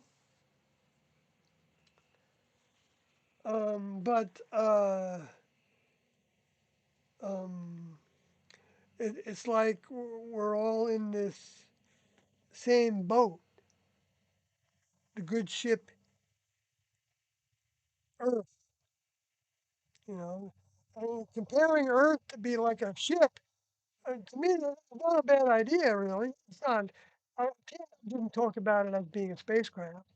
They did say that the moon was pulled into place. They felt. I don't know if they said. Sometimes they would say we felt this way. Sometimes they would say no, we know this is the case. Other times they would say that it seems to be this way, and and as they're talking about something like in the Black Hawk tapes, you'll see them uh, come to say, well, wow, you the student, what you just said adds up that that you all came from. I don't know if it was in the Black Hawk tapes or one after that. But that happened. And Pam Odie was the student that was in on retreat up in Black Hawk at the time, and and stimulated that thought as a question that Tiendo felt was, and then so they said that from that point on, well, no, from that point for a little while, they said that you have come from the next level.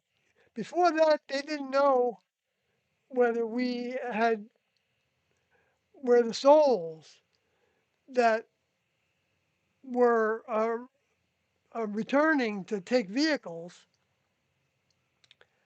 Yeah, so it is takeover, right?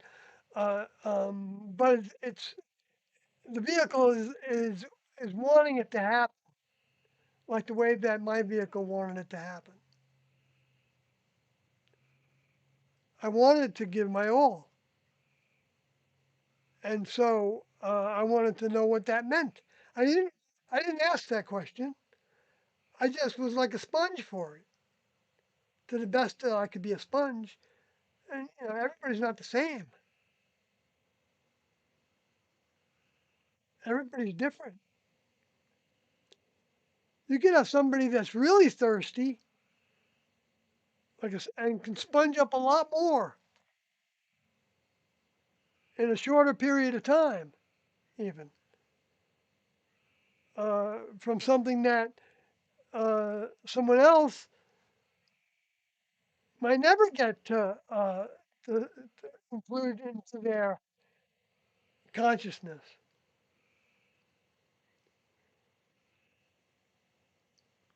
And we're all that way. There's some things that we don't want to include into our consciousness, I think. Maybe I'm wrong about that. Maybe I'm wrong about the way I'm expressing this as having any value. But anyway, let me get back to the subject of how the next level influences humans. Like, for instance, with movies. or with ideas. Like for instance, maybe maybe you can put a key on the end of that light of that kite. That's the way it happened. I don't know. I'm not saying that's the way it happened, but that's the story that we've been told. It did happen somehow, right? Somebody got some ideas that they had the ability to put into motion, maybe more than other people. But then maybe a whole bunch of people got those ideas, and we're all putting it together in their own way. And that's why you can see in history, uh, that the ones that get the credit for it aren't necessarily the first one that came up with that, and they even might have bought it from the person that or stole it from them, or stole it in the sense of you know doing it for profit, which I'm not saying is really stealing in some cases. I mean, if someone said something or sang a song and inspired somebody else to do something like it or whatever, I don't know, what the combinations might be. For them to then, the copyright system it's a mess, but I can see using it. I can see that Doe thought about using it, but he chose not to with the tapes and a number of things with the writings that they were doing and with the organizational names and the bylines, whatever the papers of corporation.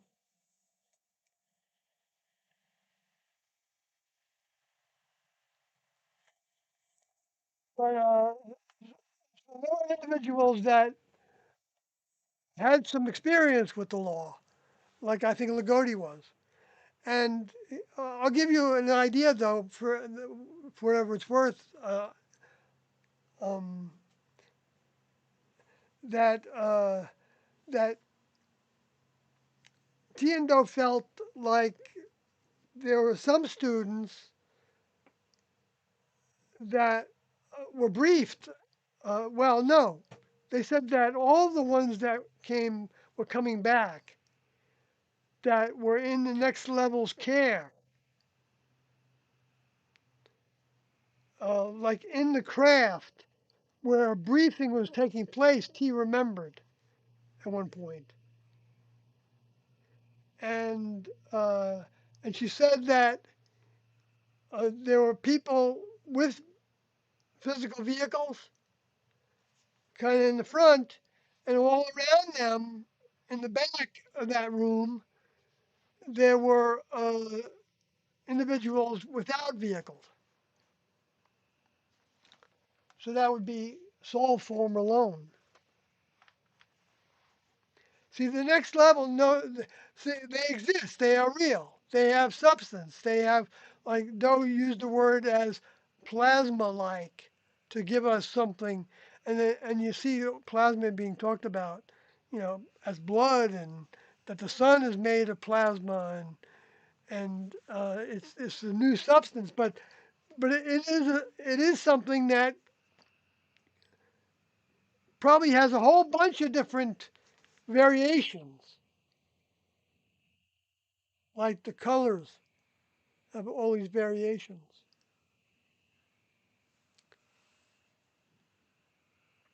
from the combinations and things. It's a miracle that everything that you know we have, and the ability to come through the looking glass and coming into more reality. To me, the greatest way to do that is by listening to T and Doe talking.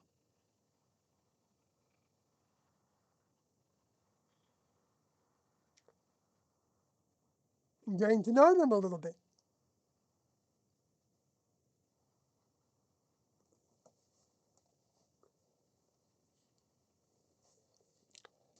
I don't know. I just think that's a positive thing.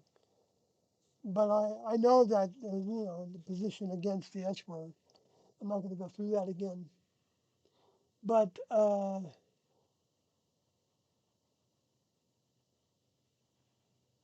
yeah, right, right. Yeah, I don't know where Kathy is. I haven't gotten a text from her in a while.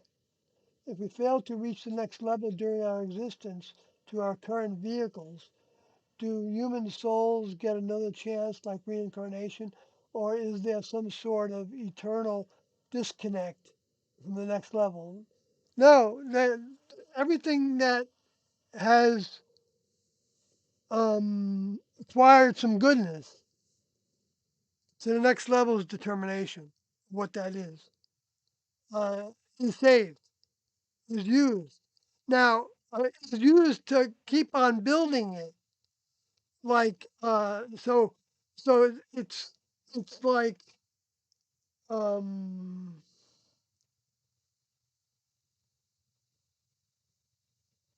I'm not going to say that it's good deeds, but it's learning lessons. I think it's it's not listening to the positive, to the negatives anymore. When you know what they end up being, like many people experience when they're trying to conquer an addiction.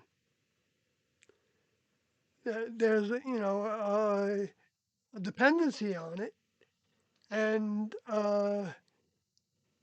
that can be good as long as you can keep the side effects in check and be keen to them and make changes or reduce the amounts or even go cold turkey sometimes if you can handle it or if those around you can handle it.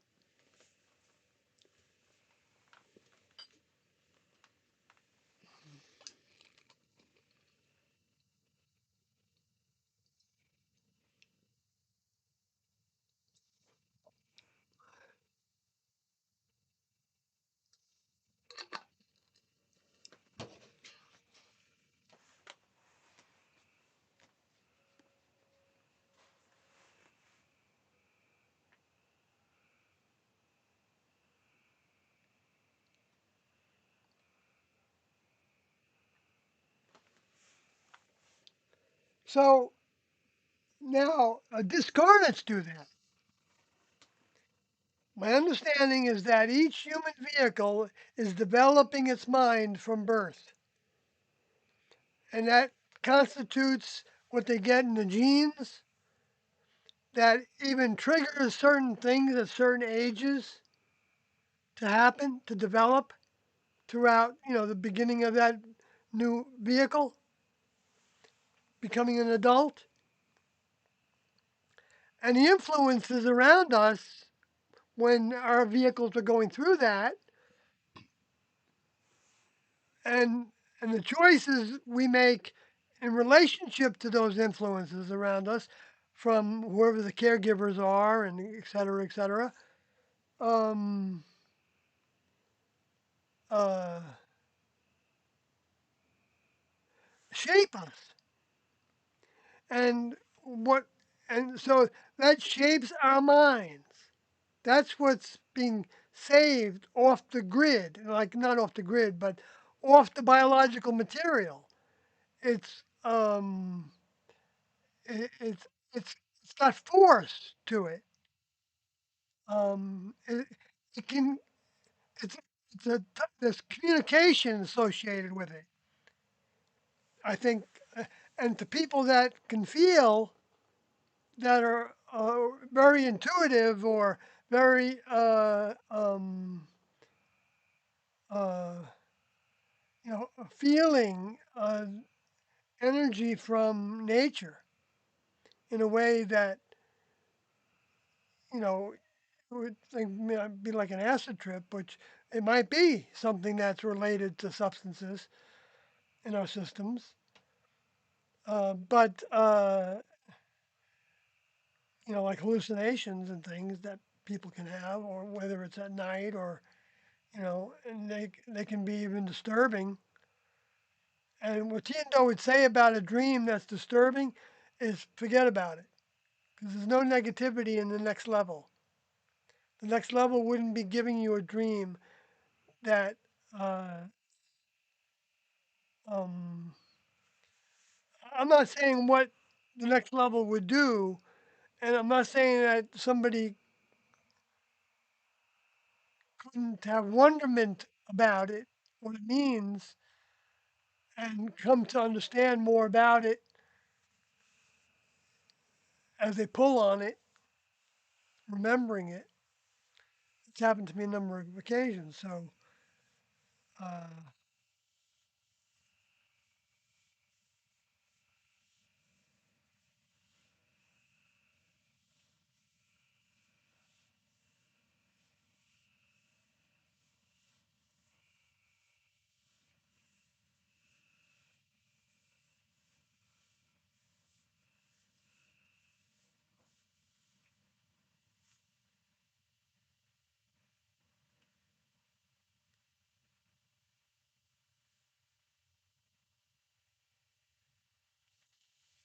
let me get back to the chat, see if I can get back on track with trying to bring some ideas from things that T and Noah have said about things. Let's see, in terms of taking. So it's the lower forces, according to Tiendo, that take over our minds. Lower forces is in the context of everything that an individual doesn't want to be part of their life anymore. So it really amounts to the things that they've overcome in the challenges of life. Overcome enough to where they keep on, they're still going. They're still working on things. They're still looking for um, whatever drives them to become whatever they want to become, or uh, or not, or whatever. It doesn't. It can take all kinds of twists and turns. Opportunities come to some people, uh, uh, especially when they ask. When they ask the next level, the highest source they can imagine. I think there's, you know, people will get their own proof of that, of what I'm saying, if they do that. But I'm not. I don't get anything from it. It's like, do I have, any? I mean, I might monetize this channel. I might. I don't know, because mm, maybe sometimes I'll just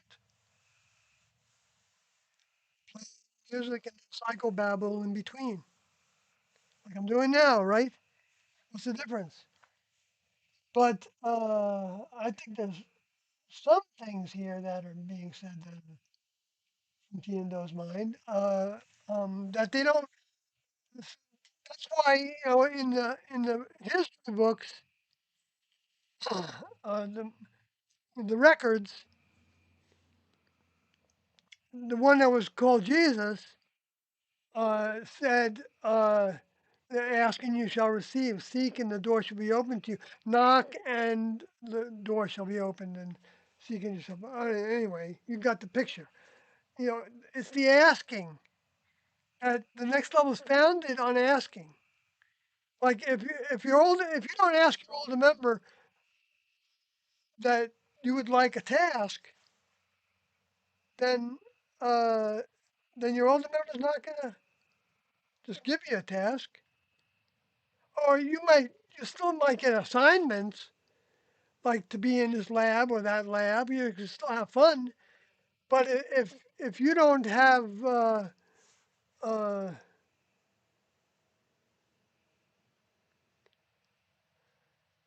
I don't know how it works exactly for the older member. When they give somebody a new task that was different from the other ones that they already have. to do even exclusively for a while, or not, or a little bit here and there, because they don't have time, right? So they could be, you know, they could be assisting in other labs, with the growing of the making of a new human vehicle. Well, a human vehicle is a distortion of, because of the reverse metamorphosis that Adam Tiendo said that in the Black Hawk tapes, said that Adam experienced when he, uh, on two or three or more uh, occasions, uh, didn't look to his older member for the older member's choices for him.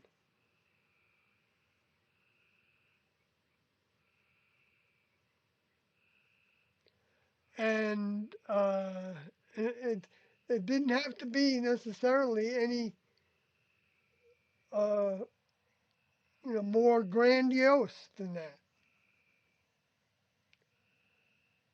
And it didn't mean that they were the only ones on the planet. It even says that in the records. That first was the human kingdom was designed. I mean, the ones that were growing that had humanoid shapes and had all different, who knows what degrees of ancestral genes,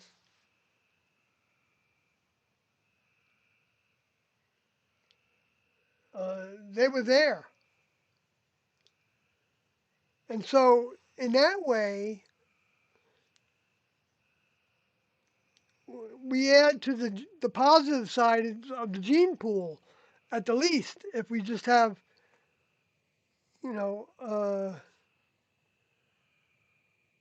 um, but if we caught the attention of the next level for whatever reason, I don't necessarily know, which can happen by separating from the world in our minds, not agreeing the way things are happening, like like with a militia group, not to condone violence and militarism, no, not at all, or that kind of behavior, but because of the rejection of the beast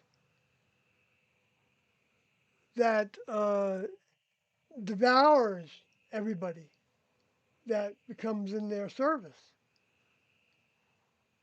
by devouring their minds to where they have that allegiance. Now, the next level has ways, though, of people knowing when they would rather have made other choices and trying to make it right before they die. Sometimes they say things, you know, uh, about the truth about what they experienced and about this or that.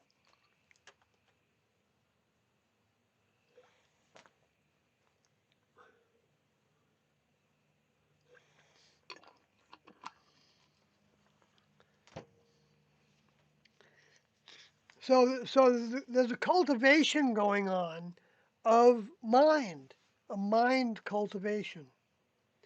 Now that word was came to us in the Western world, at least.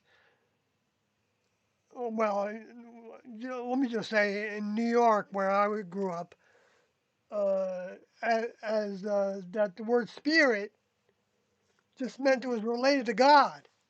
I didn't know anything else more than that. That word was related to God, like Catholicism.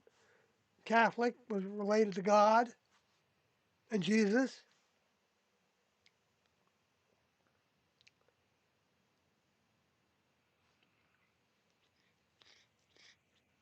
So I'd be given these tests by the Catholics, uh, to memorize. God created all things. Nothing that exists wasn't created by God. But see, you don't what you don't hear in that is that yeah, they made the kingdom levels able to duplicate themselves and grow in that way and become greater and greater beings that could do more and more and that could live off of the ones that are before them as they're coming up until they become minds that are like domesticated animals in the human kingdom that no longer wanted to run with the pack if they had a chance to get out of the house. I'm not saying to what degree, but they just wanted to stay with their family. That's that's a mind that um, either way. But one way of looking at it is that uh, um, it could be the part of the mind that has a direct association with a newborn, and in that way, uh, that mind is coming into that newborn, uh, forming a bond with that newborn vehicle's mind and merging with it. Because then it's a new individual. That's happening after uh, that mind died, I guess. But but it's also happening in a different way, I think. See, so in other words, if the puppy, let's say the puppy died soon after a newborn was born into that family, and I think that love and attention that the puppy might have been giving to that newborn, hopefully if it was not from a lineage that was taught to be violent, um, uh, that would be the puppy's mind coming into that, influencing. That's the way to think about it. Not taking over, but influencing the direction. And so what we're doing when we're asking, when we're seeking to get out of a dilemma or to not feel so bad. I remember I had the thought the last time Kathy and I were going through something. I had the thought of there must be something good coming or it wouldn't feel so bad. And that came and and all of a sudden it lifted not long after that. And I didn't even realize it was related to that. Well, of course, maybe it wasn't, but I think it was. Now, we don't know how that actually worked. Uh, T and Doe could have been alerted uh, um, to Soyoti going through something, Kathy going through something. Anybody, this could be anybody. I'm not saying who the next level is watching to see what they're asking about, to see if it's something that they want to give to that individual or have them experience so that they can learn that they really don't want it because they're gonna find that that can happen with that does happen to some to the entire human kingdom. Uh, uh, um, so, but for that to happen naturally means that we have to desire the changes. We have to want to have those changes, and we want. And the proof of that is that we have to. We know we have to work to make those changes happen.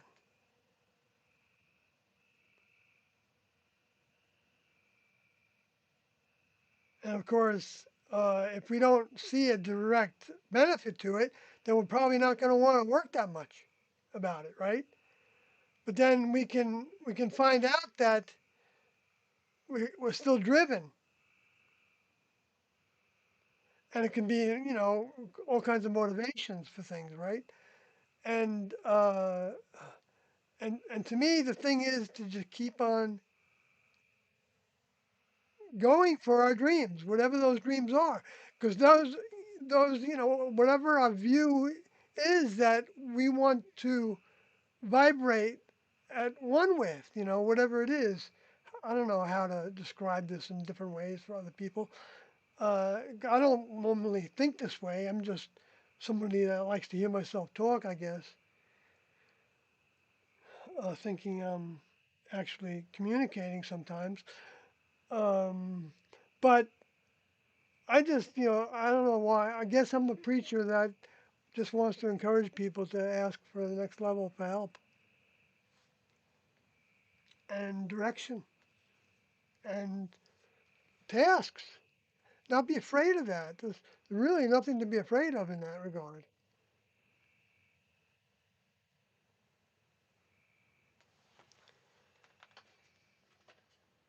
And you'll learn that. And so you'll know it and you'll begin to trust it and you can be tricked. And the next level will also give you a little boost at times. And then other times they'll take away a little bit of their awareness, of your awareness of them, by having a little more, a weaker signal, frequency connection. I don't know how that works in the technology of it, but it's got a technological characteristic.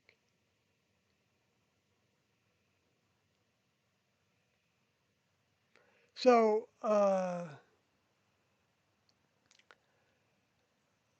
because I know they can put up uh, barriers and keep influences away from us.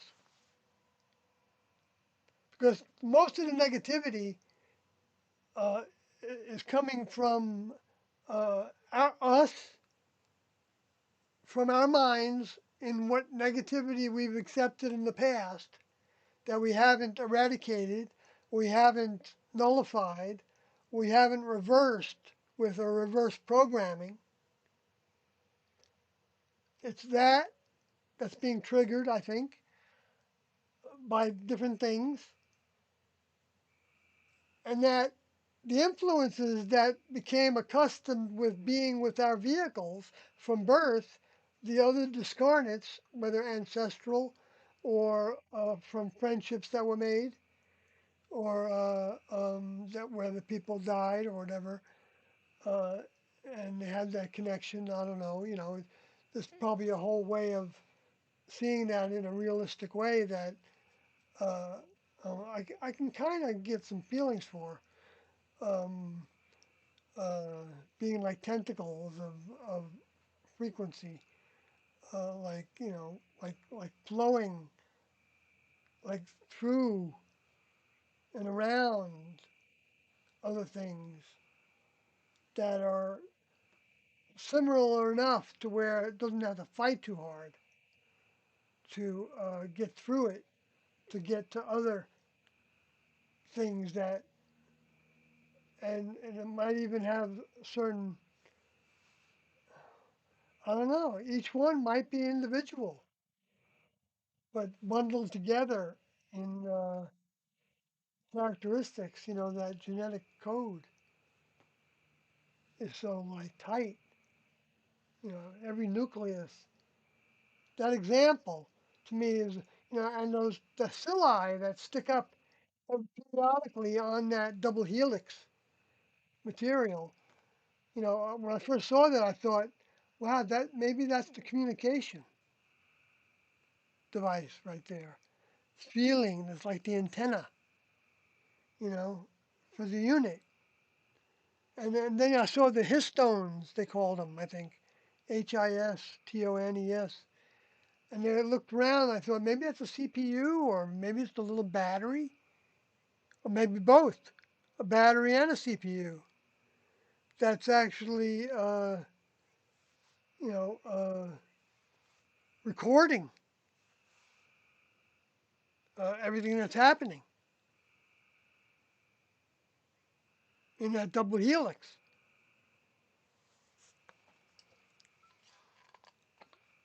Talk about science fiction.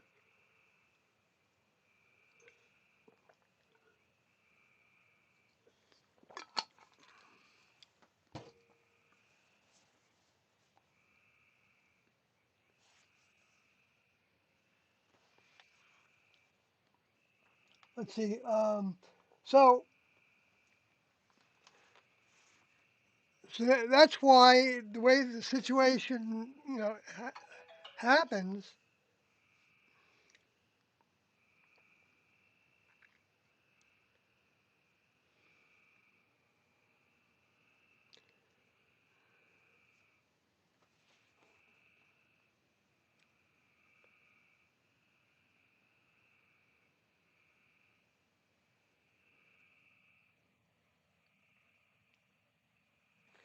Anyway, uh,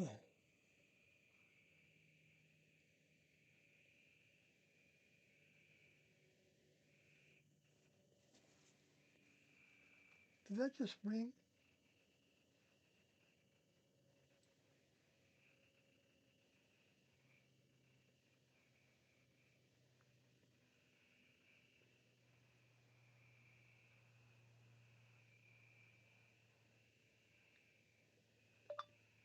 How far are you, baby?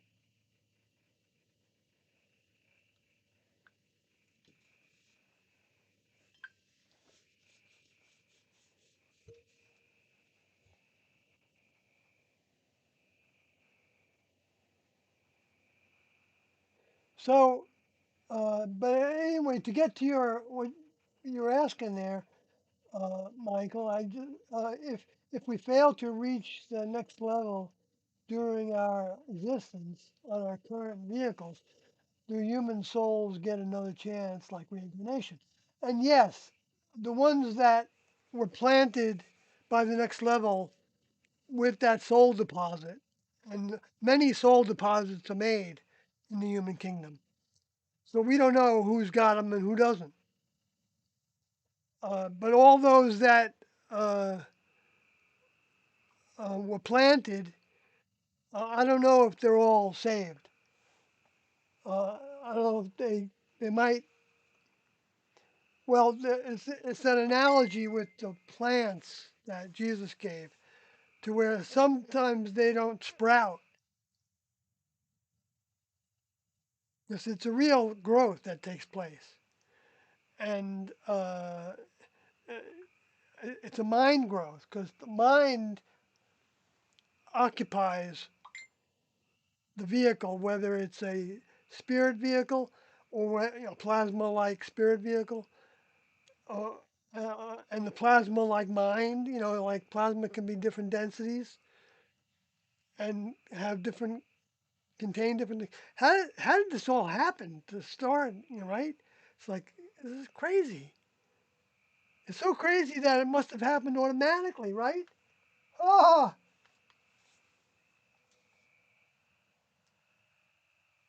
oh, I had to get gas, so 2 hours. Okay.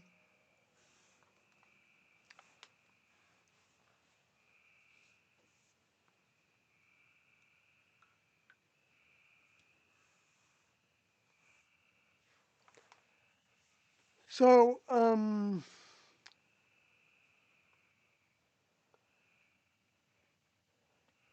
but but so yes, they get another chance like reincarnation, like I talked about, with in the sense of the spirit changing, and and what happens with that, that spirit then, all those experiences that were had by the previous generation that died, and then uh, when the baby was born, they're uh, they're still wanting to take care of that baby if they were a loving kind of grandparent, with their children, you know, then then they would be potentially influencing in the spirit world.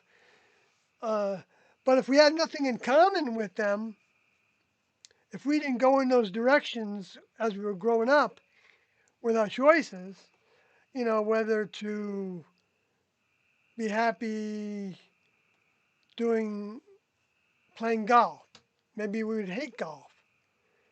And so we wouldn't go in that direction, even though generations played golf in that strain of human, right? And so that's like breaking away from the flock. Um, and it doesn't mean that it's a good thing or a bad thing. It just means that that's going to give new experiences. Maybe not. Maybe it'll just be another sport, right? But that can lead to other things. Everything can lead to something else, and everything in something else can lead to learning lessons, enjoying life. It's not that the next level doesn't want us to have fun, and they do want us to have fun. But they don't want us to have fun off the back of somebody else. Get our laughs on somebody else's pain and suffering. So for people that get their laughs by saying terrible things to people in chats, uh, it's a sorry condition, but maybe they can outgrow it. Hopefully, because a lot of people in their adolescence might even carry that behavior on. Who knows how long, right? And some might not recognize that it's a hurtful thing that they're saying.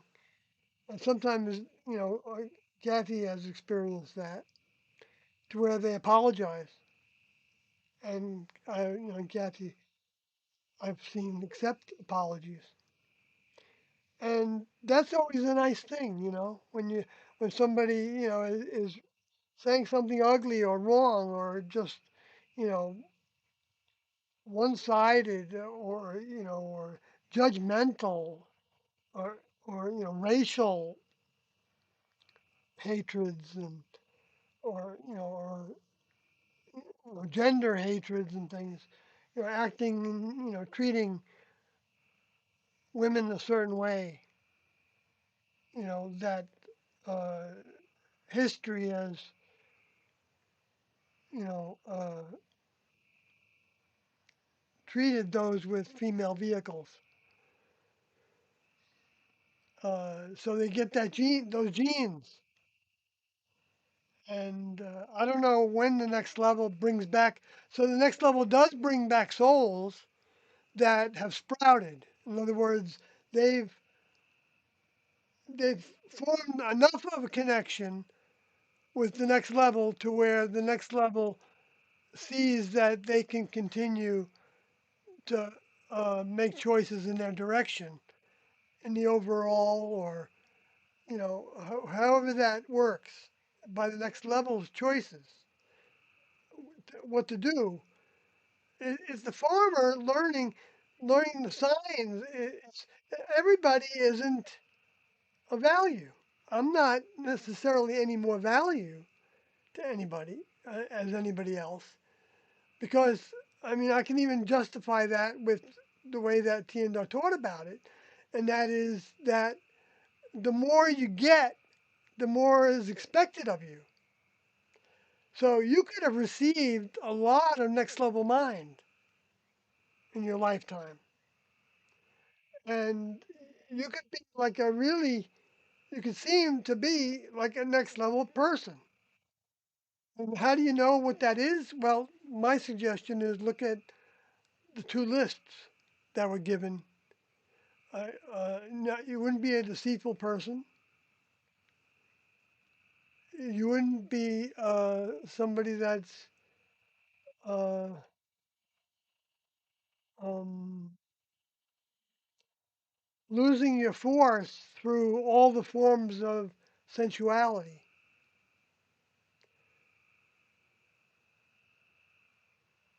because you would have. I mean, that I'm talking about the goal, the ideal that we have to desire to take steps towards. I say have to, meaning that it's up to us to make choices in whatever direction we want to go in. And that can amount to stopping certain behaviors.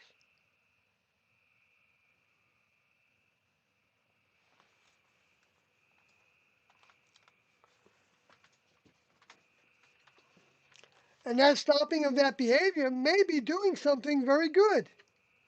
And the next level may smile on that and say, very good. I encourage you to meet all your hurdles like that. Like the way that T would say it is that don't give it the time of day to where she wouldn't even hear the negative word, the negative thought. The thoughts that would be telling her that she's a fool or she's misguided or she's a false prophet that she, that, or that she's really Lucifer, you know, uh, I don't know if she ever thought that, but I can imagine that those would be some of the thoughts that potentially might bombard her. But or that she's uh, or that uh, she's above Doe because she knows her choices. She's Doe said this. Doe said that he learned from experience that was very difficult that he would make better choices towards what they wanted to happen. And in this tape that I heard, that was said to be from Brad Steiger, but I talked about in previous streams in the car a little bit. Uh, they talk about how um, uh, Doe would want to do something and uh, and would go along with what Doe wanted to do when he would have ideas about going to this church or talking to that preacher, trying to talk to that preacher, have an interview or I don't know what else. Okay, and and he would sometimes, not be able to describe why she didn't think to do it, but Doe would continue to, think, why not? See, why not? And and he just would say, okay, I guess let's try it. And then after that happened a number of times and didn't work out, it began to dawn on Doe that she had a way about her that could see through things in her mind. Because her mind was like an antenna that was fine tuned to frequencies that had learned to identify the mind of somebody else. Maybe I'm gonna extend myself a little bit like that.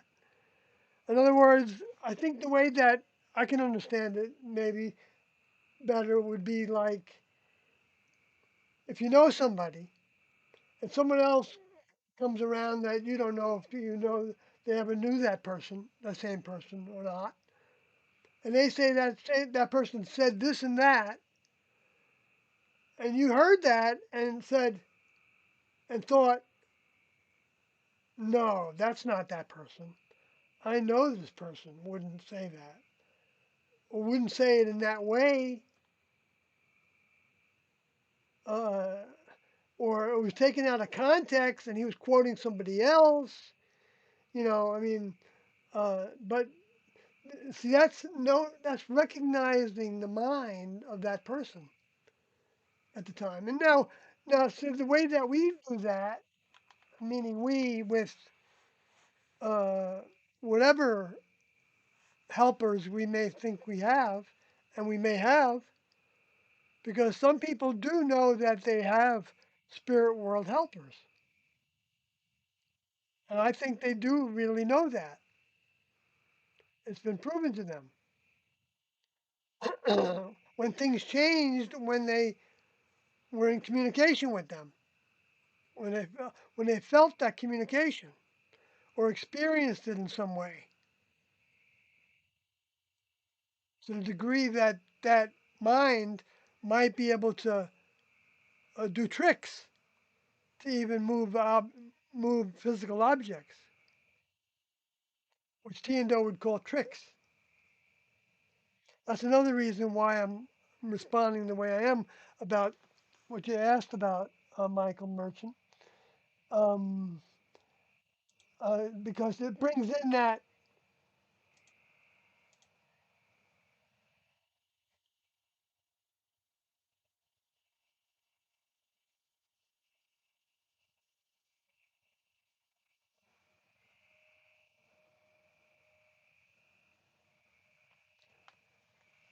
So we're all bonding with each other, whether we know it or not, in different ways. Uh, it's not necessarily, maybe I don't know how to measure what the bond is, but I mean, people are forming these, are continuing to be in our networks, and and the whole lid is being blown off of the facade part of it, even though that's a continuous process, and it's flowing in ways that we don't know if it's true or not about a bunch of things, and the things that we do hear that might be true, we have all kinds of reasons to not want to think about that stuff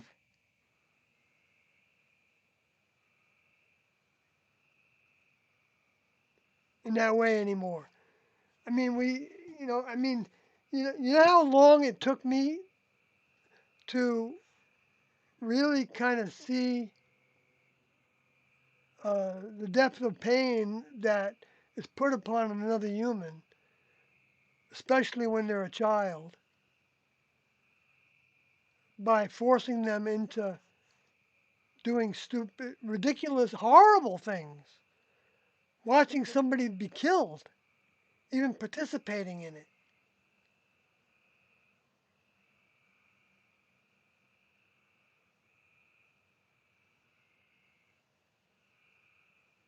As some of these people are testifying to. And I don't think that's made up. I know some people can see that and think that's got to be made up. That's got to be science fiction. But see, uh, uh, that's what happens when people are so afraid uh, of examining something and letting something be a possibility of being true. Because I held out when I would hear about, drinking the blood and eating the flesh of a baby that one person from the Epstein related experiences talked about. Uh, I would think, is that just representative? Are they just making believe they're doing that? Are they actually doing it?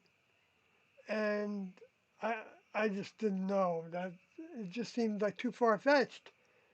But I had already heard from somebody else that they were harvesting organs from the dead babies of aborted that were aborted very close to birth.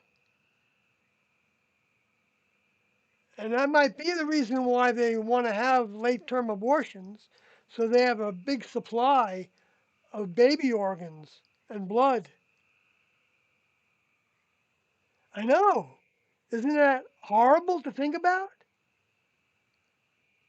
But I don't know. It seems like it might be true. That when T and Doe said that they came into the snake pit, that meant that there was so much deceit going on. And in the name of salvation, in other words, being saving the human kingdom from the space aliens, which happen to be thought of as what the next level really is from deep space, and probably uh, able to show themselves in all different ways, and some of those ways will resemble an armada of spacecrafts because it's really happening. And it's like, whoa, you mean that's real? I don't know. That's got to be, NASA doing this. But see, humans, about some things, don't have much of an imagination. They really don't know how to have much of an imagination on what different spacecrafts could look like. Look at the ones that we've seen. We've seen a bunch, you know.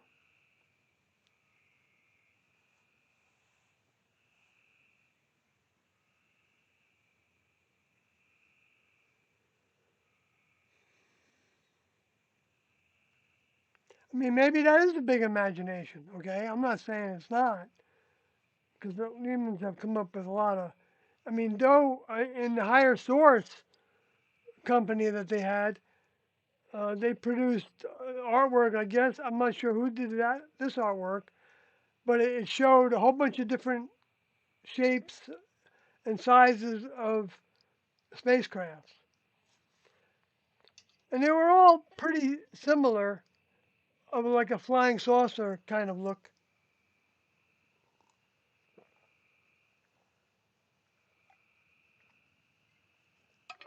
because they are going through matter. They are flowing in the oceans of atmospheres and electromagnetic environments that the planets are producing that are mingling with who knows what particles at different times. I imagine there could be seas of particles. Who knows? Who knows what happens uh, in recycled? I don't know. I mean, the recycling is about the next level souls that uh, no longer have any next level mind in them that can change, and so they're fizzing out. They're losing their existence. Maybe that's the way it continues. And if they don't have any vehicles that they can influence anymore, because they all died off from this reason or that reason, uh, then uh, then they're basically um, a very influential mind that if a human could perceive them, could see them, would see them as probably a humanoid shape of various sizes, with a slightly larger head, not a huge head to make it look like an insect head, but a head that's still proportionate with their body by anybody's kind of like, well, like the older member picture that Tiendo said was what a older member of the kingdom of heaven or the level above human might look like. No ears, but an ear, a hole for an ear, some kind of opening that is an ear, so it can hear. and some of the vehicles are different and don't have some of these things. Um, uh, like some still have vocal cords. Maybe all of them have vocal cords still, as one of the characteristics of the vehicle. Grown to have that. Um, and that might explain why Moses went on the mountain and they heard things. And another explanation of hearing things coming from the heavens thought to be God, uh, something, sounds. Some people can understand the words, uh, can understand what was sounding to them, and other people didn't understand it. It just sounded like thunder to them. And I can imagine that if you weren't in tune with a certain frequency of thought that had more positivity in it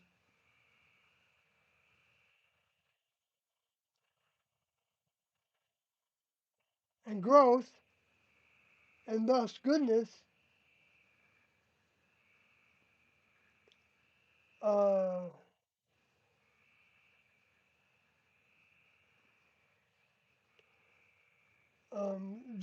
that you could feel what somebody else is vibrating. And then the problem is within the human kingdom is that interpreting it and a lot of times going by facial expressions primarily, which is primary way to you know to deal with problems. I mean, it's part of it's on my face that I've got something on my mind. It's troubling me.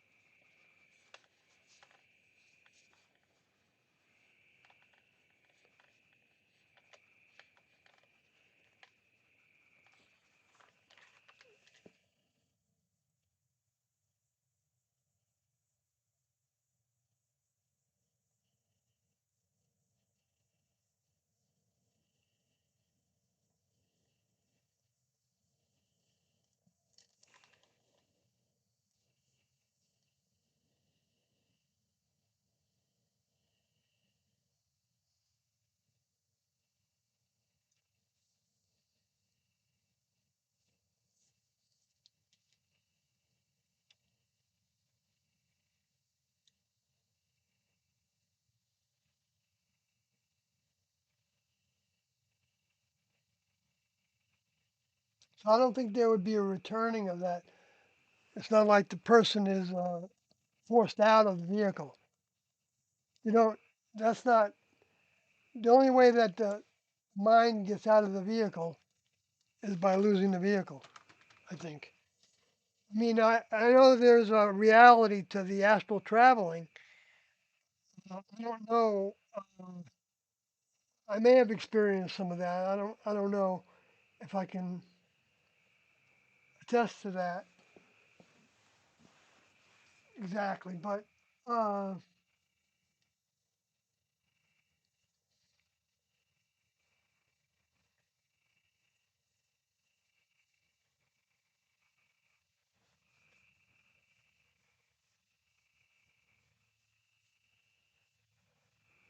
but I know that the from Theodore's teachings uh, that those are the souls that fell away and went against repeatedly over who knows how much thousands of years, or hundreds of thousands of years, whatever the number is, through previous civilizations. But that um, they don't wait for for people to ask when they want to use somebody, and they go after the people that have the biggest influence on others, on the most others. So of course they're very interested in politicians, depending on the issues that that politician is most active in, and military defense and all that would be a big priority for them because they want humans to build spacecrafts for them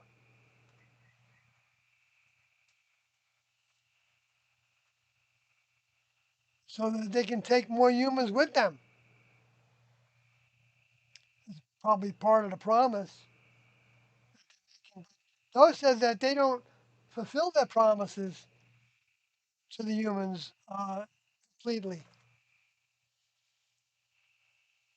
because they don't want the humans to become competitive with them, is what Doe said. He didn't just say, say things without a reason to say it, maybe even more than one, depending on what he's going to express at any given time. He might have a lot of things to support that reason.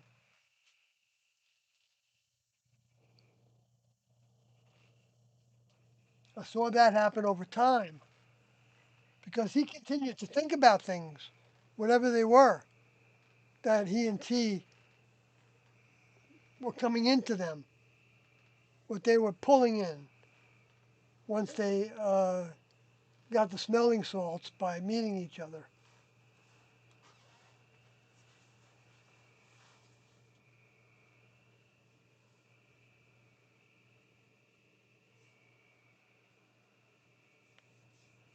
And I'm sitting here, I got mosquito bites on my ankles, and I'm itching them. Isn't that gross? I'm sorry. So,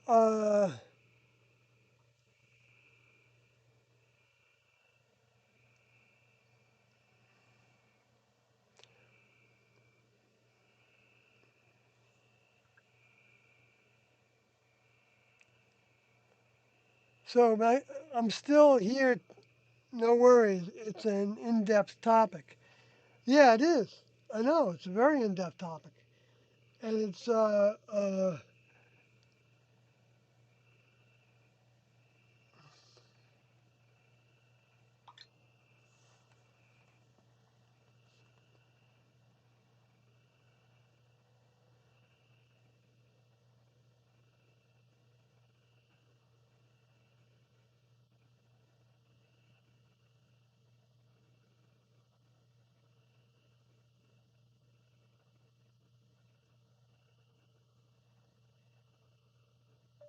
I'm so glad, baby, that you didn't hit them.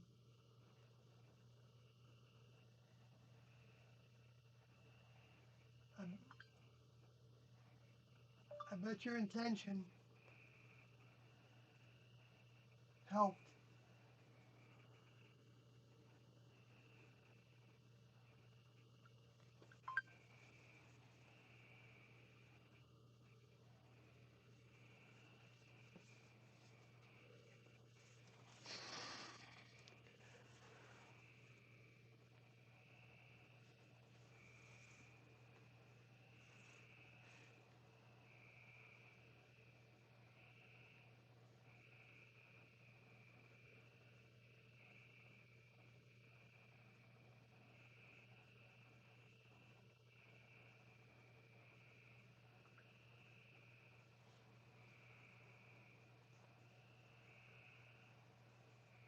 As far as I know, the only eternal disconnect from the next level would be when something, by its own choices, becomes nothing.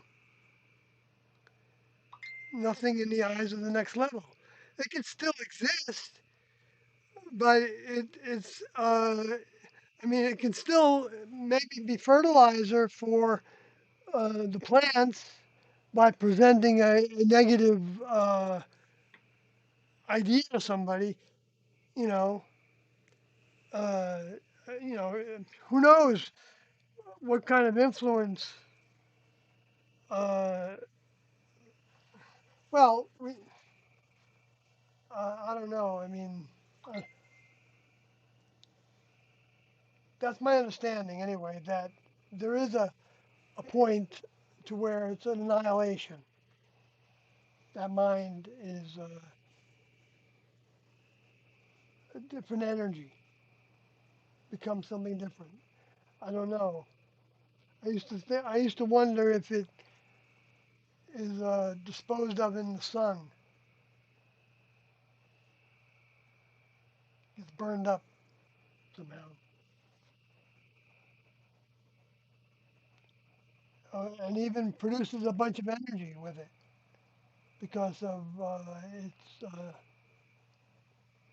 what what's behind the next level in that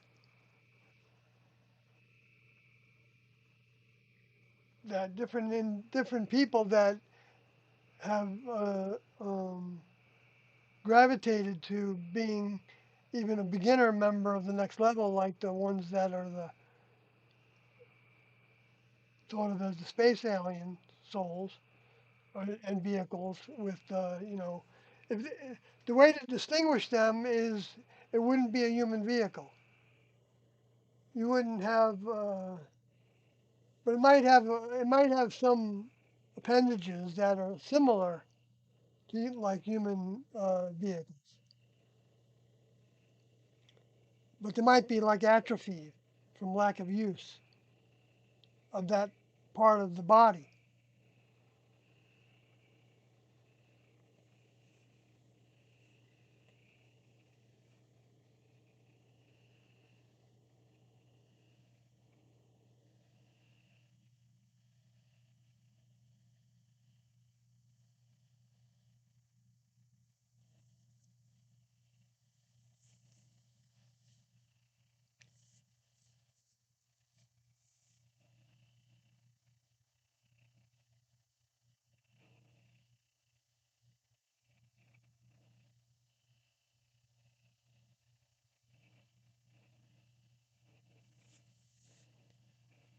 And those that do um, continue to ask the next level and seek the next level's mind and you know well I said before that there were two lists to compare next level behaviors and ways with human behaviors and ways. Then you would see the things that you'd be trying not to do.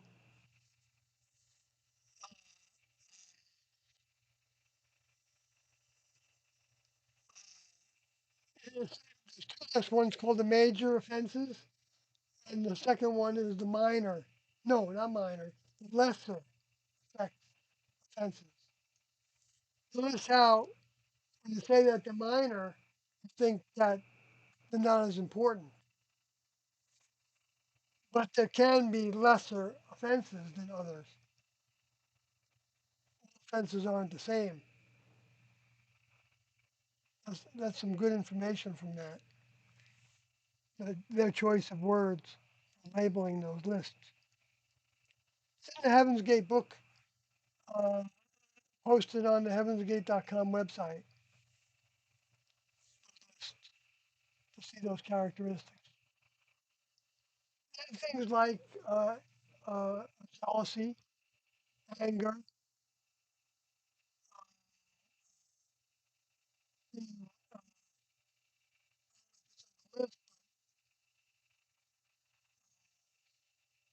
tolerant or inflexible, even though there are certain things we don't want to tolerate. We don't want to tolerate anything that's going to take us away from our choices into more and more next level behaviors and ways. That's the process. How, when, why, where, no, how, when, and where, to what degree we do that, that's part of what we learn from human lessons. Let's say we're with somebody and we're only with them because of this reason, and we really want to do something else with our life, but we can't do that and benefit from whatever we're benefiting from, and so we stay. Well, I'm not saying that's a bad thing for that to happen, but it just denies the person stepping out on a limb a little bit, like the Shirley MacLaine movie, or what Noah would call taking a chance on a positive, taking a chance on a positive.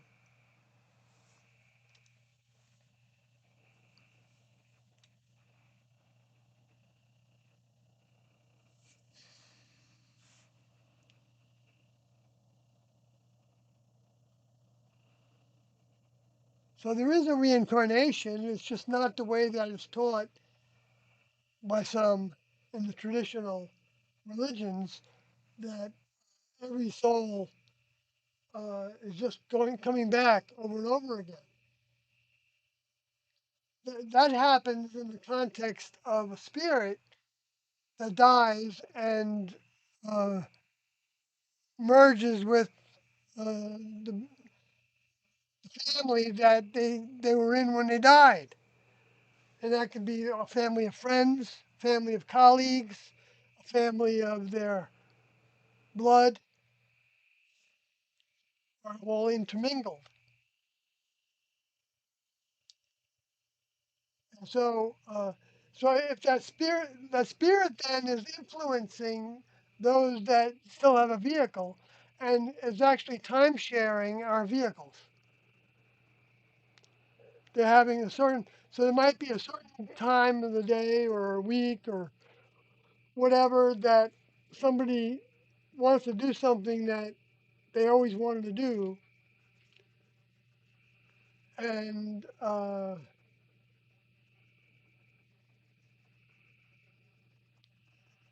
and they want to do it.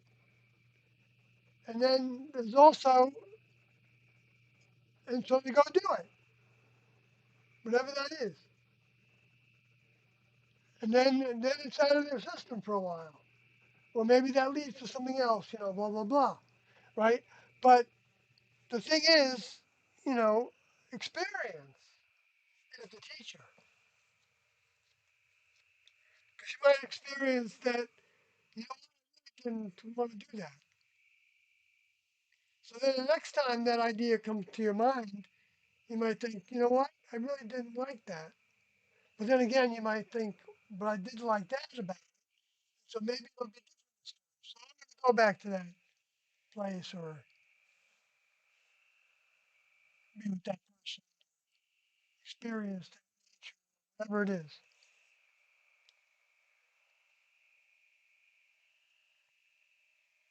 So by doing that, we're all making our choices constantly of what we're becoming, fill our mind with, what we think about, what we do with the rest of our lives. It doesn't have to change, but a lot of times change is the way that somebody does have new experiences. Now, without that, then you're not gonna. Well, you're just gonna be limited. Then again, some changes might be good to be limited in that way. So there you go. I'm not going to get into something coming up with reasons for that, but I do have some on my mind. But I'm still here saying, okay. Joseph Coates says there was a YouTube video with the Oklahoma State College Choir with Doe and his class singing. Oh, okay. I can't seem to find the video anymore. It was a full vinyl recording of the choir and sounded pretty. You know what? I know somebody that might have some of that. Uh, I'll see if I can remember to get in touch with them because I don't know if they would want me to say his name. I know a collector of that material. Dr. Michael makes sense. Thanks for the insights, Sawyer. You're welcome, Michael Merchant. I appreciate that. Joseph Coates, that did make some sense. I still at work for another hour and a half. Then I got a few days off and get paid Friday. Cool, cool. You get some days off there and get to like reboot, right?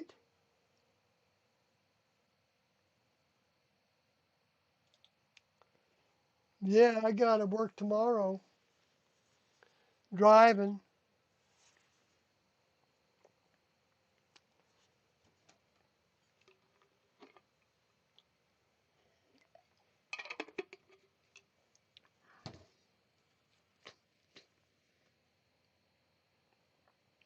Oh, Joseph says, yeah, I remember it was the Cult Collectibles guy who had the recordings. Yeah, he was charging for them, I think, too.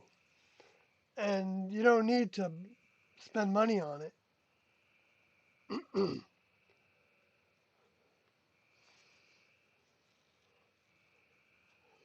But if you have enough income, if you have enough, then,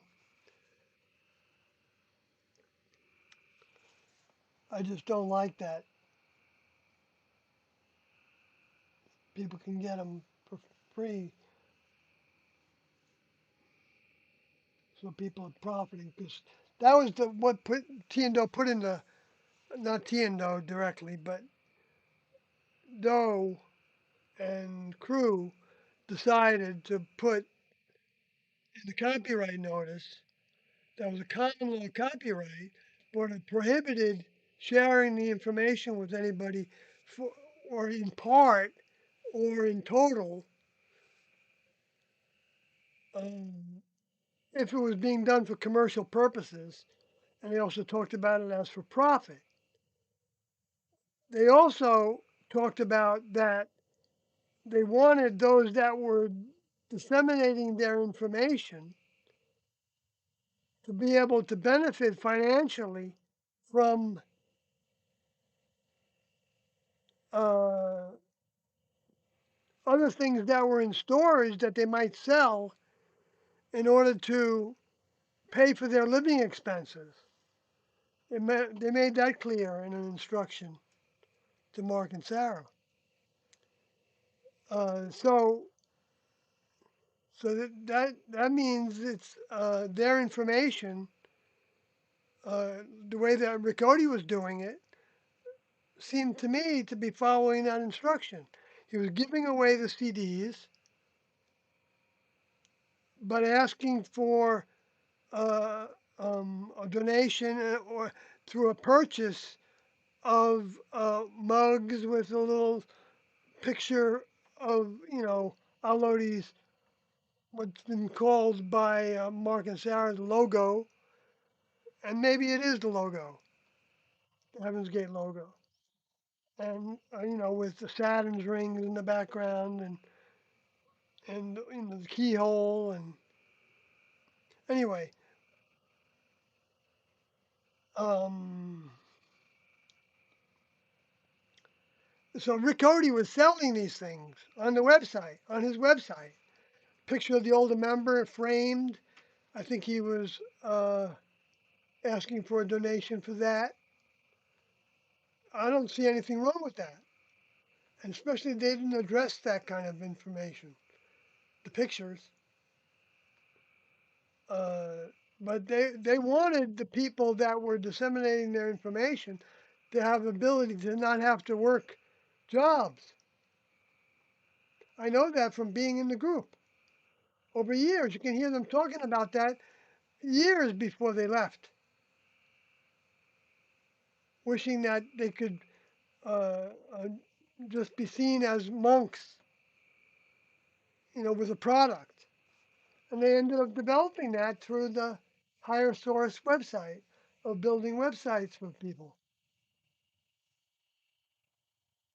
And what I was getting to before is that some of the vehicles, or maybe all of the vehicles, or many of the vehicles that were were taken over by next level souls, returning to uh, merge with the soul of that vehicle or fluff it off. I don't know if that's the part of the fluff off that happens because that vehicle, well, the vehicle was given a soul that was for a returnee, where some are given souls that aren't for a returnee but for somebody that's being born for the first time.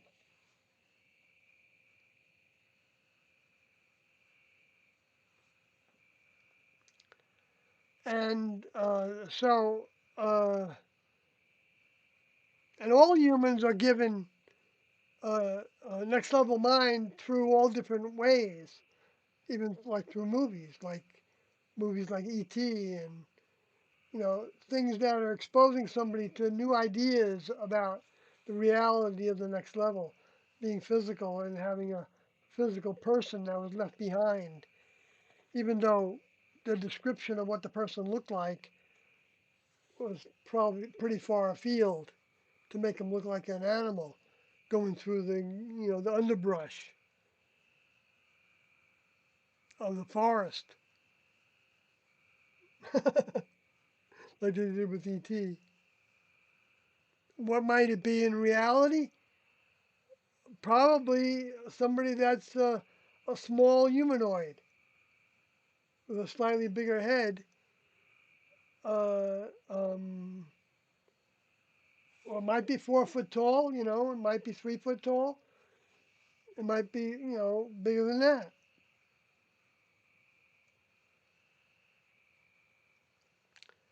and and that it could be lost and actually having to cover a certain amount of physical territory. Um, and its body would have, I don't know what kind of propulsion,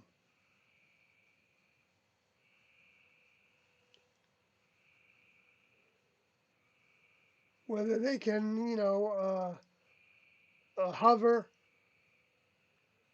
above the trees or or which might be able to be controlled by the spacecraft if the vehicle isn't equipped with that, to where the person can be put in certain places and received into the next level craft from certain places using a light ray of some sort.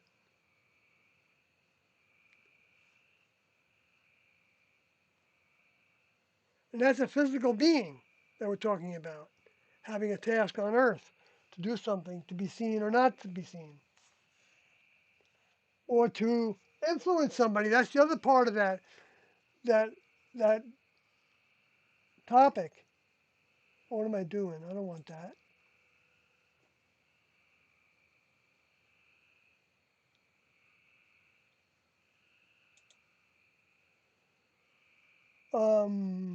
That people, uh, we each are coming from genes that had their origin in the animal kingdom. So that there's certain characteristics that the vehicle might look like certain kinds of animals. Like some might look like birds more than others. for example, which might be the reason why birds were used to depict uh, fallen angel souls.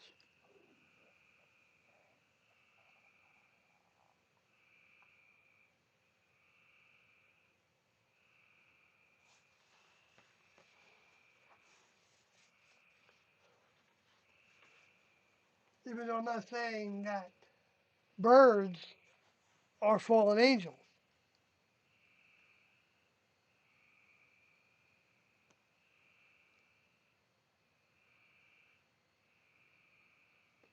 or can deliver thoughts from humans, but can they interpret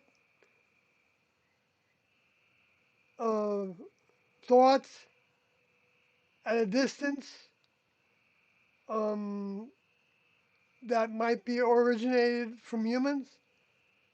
Because the human thoughts may be a little bit more powerful than the animal thoughts, and especially if a human can imagine projecting their mind out in front of the highway in order to anticipate whether there might be deer on the highway. And Kathy just told me that she felt to go slower in a certain spot, and and then she came upon a deer, and she was just inches away from hitting the deer, and their mate was there with them, and she can remember having the thought of wondering, anticipating, and that's a function of the mind is capable of perceiving that and putting out those thoughts.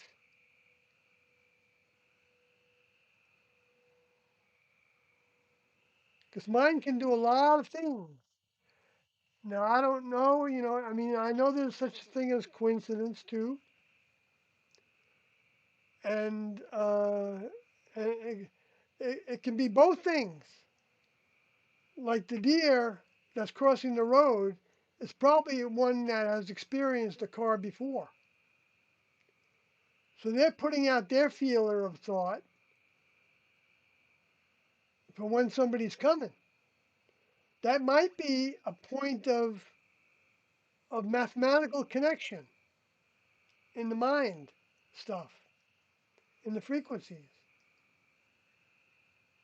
Because one would be like a fear, I don't want to cross this road. I'm afraid I saw my buddy get killed there, you know. And the other one is the fear of killing a deer, is the anticipation of not wanting to repeat that, or of any animal or creature,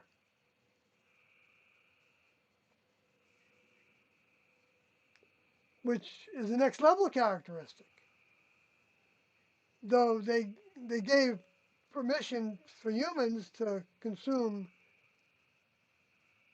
uh, well, they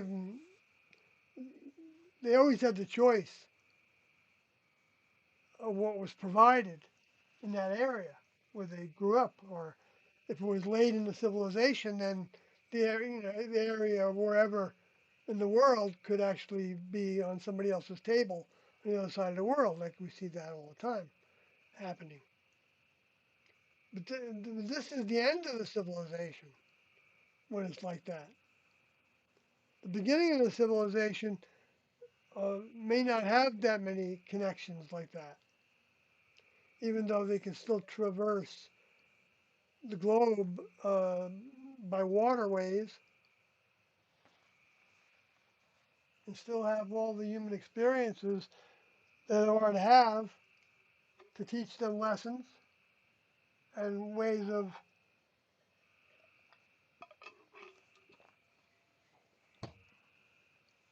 gaining more and more next level mind consciousness that would amount to treating others the way that you want to be treated. Loving your neighbor as yourself, meaning your fellow human you are respecting. you're respecting their life. That's a form of love that you're not gonna uh, want to take their life. Now, I know that if somebody's in a defensive situation, uh, I'm not judging the people that end up taking someone else's life because of those horrific things that are happening in different places on the globe. Uh, um, um, but it's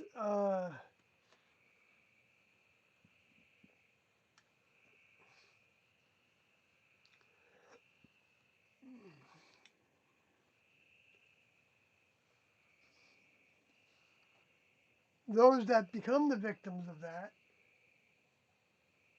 have a very difficult, but in some ways, I'm saying this without having the experience, thinking about it the way that I think Tiendo thought about it, one of the ways, was that uh, they get to be of service to somebody else instead of in service to themselves. When a community goes to somebody dropping a bomb on the city, it doesn't justify doing that. Not at all. Zero. But it's a positive that comes from it. Now that positive can also be, wanting um, to get even, and it's not that there's a it's the cause and effect principle that I think Einstein talked about. Maybe I don't know. Somebody did that. Witnessed a lot of things that I think had some reality to them. That for every reaction is an equal and opposite reaction. I don't know if it's always opposite, but equal sounds. It doesn't mean it's equal. See, it's not going to be necessarily equal because somebody else could have more thrust in their response to somebody else, more emotion, more force, more hatred. Uh, Especially when you're on the other end of that bomb going off in your neighborhood, then you would have a direct application of it where the person that's dropping the bomb has next to no personal identification with it, except as they see it through on a target screen. Talk about evil, annihilating people from outer space,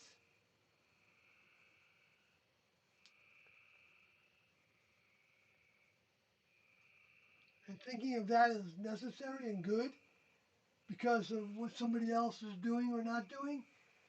But that's what happens when the when the earth and the rulers of it, in terms of ruling over the humans and and taking control of the geography. That's what happens when it's got no next level mind in it. I'm not saying that the people involved don't have any next level mind. I'm not the judge of that. Uh, I mean, no matter what, people are propelled into changing their choices so that they're not in a position of dropping bombs on people.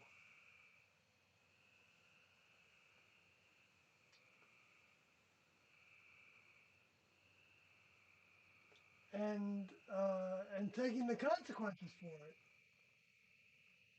instead of repeating it over and over again.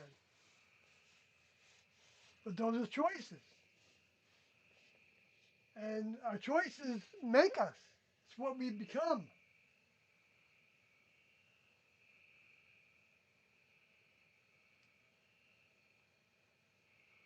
That's what we believe in, the choices we make. I mean, if we make choices and then think that those are bad choices, we don't want to make them again, and we work hard to try not to make them again, then we're, I think, making some headway. But if we falter uh, and don't stay faltered, then we're still making headway.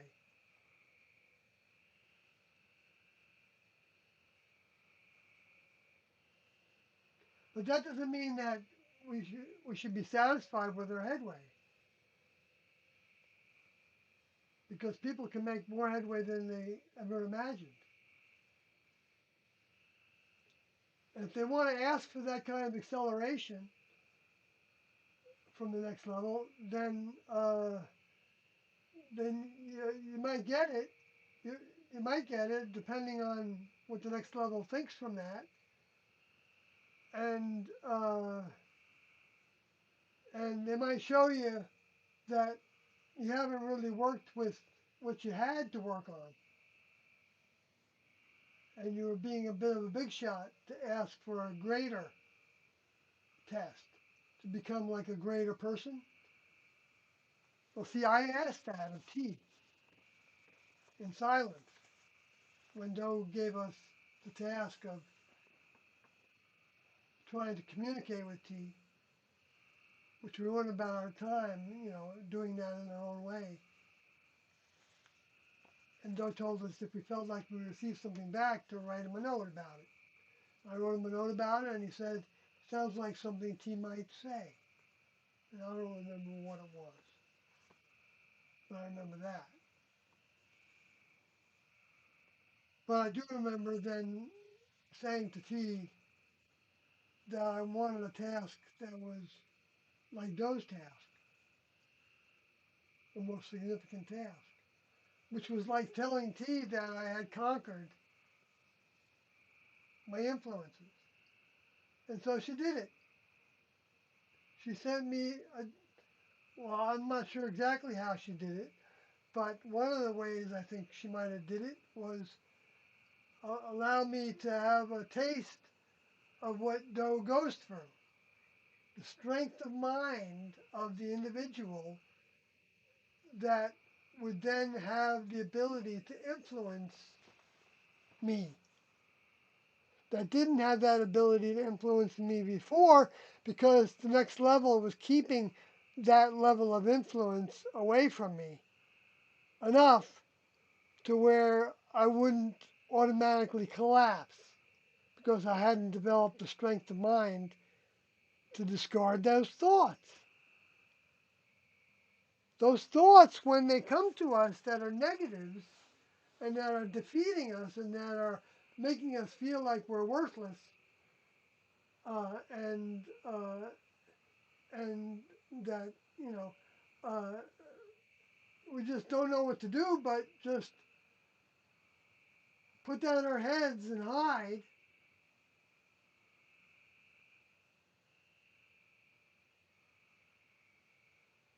Um,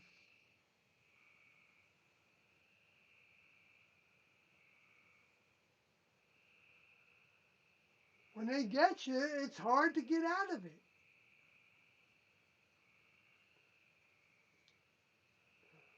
A part of you doesn't want to get out of it because you want the other person to see your pain if there's another person involved.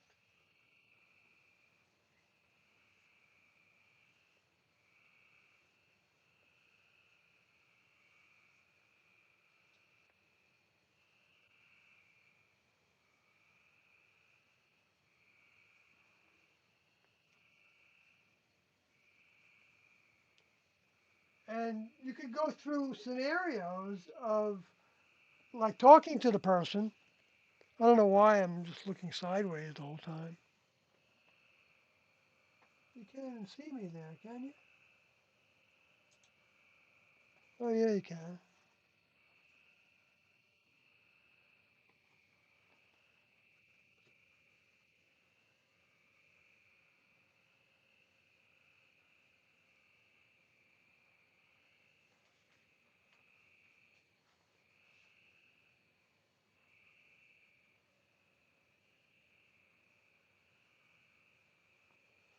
I don't know. But I guess let me go back to the chat.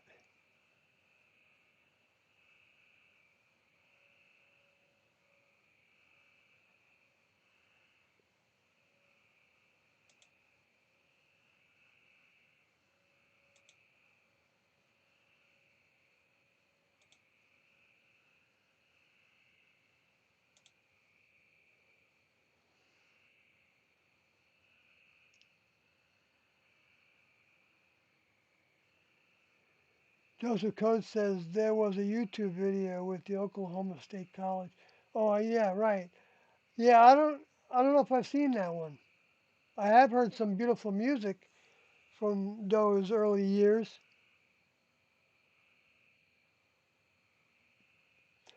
Makes sense. Thanks for the insight. Okay, still at work. Another hour. Yeah. Oh yeah. Oh yeah. Okay. I'd be nice if all these resources could be public domain. Yeah. Well, enough of them are though. They are accessible. The ones I'm talking about. The I don't know some. I don't know how much what the number is that are on one site that I know about. That I know Mark and Sarah know about too, because they put it in the lawsuit. But I don't want to be seen as telling people about it because they'll use it against me. Would you say the class members lived with integrity? Says Joseph Coates. Yes, but doesn't mean that they didn't give in to um, dishonesty. Like I'm not picking on Destody, but there was a time when Destody was hiding fruit underneath his bunk, and somebody that helped him change his bunk, I think, the sheets on it, for some reason, found it, an apple, and so he learned from it, and I don't think he kept on doing that because you have to wonder why. Because how much uh, how much nutrition you're going to get from the apple. And that might have been when we were doing because we did some in some ways for some people more than other people difficult diets to where all you were having was fruit or juice or vegetable juice or fruit and vegetable juices different times and different or things that we were growing ourselves like sprouts and wheatgrass and uh, buckwheat greens and sunflower seed greens that we were harvesting and making into green drinks. And anyway, just give you a little synopsis of that, some of that. A lot. We did a lot with that. So, so yes, so certainly people were striving for integrity, but also people didn't want to. They really didn't want to rock the boat. Some people didn't have much problem rocking the boat because some of them like Norodi, even though she didn't want to rock the boat, she wanted things to be right.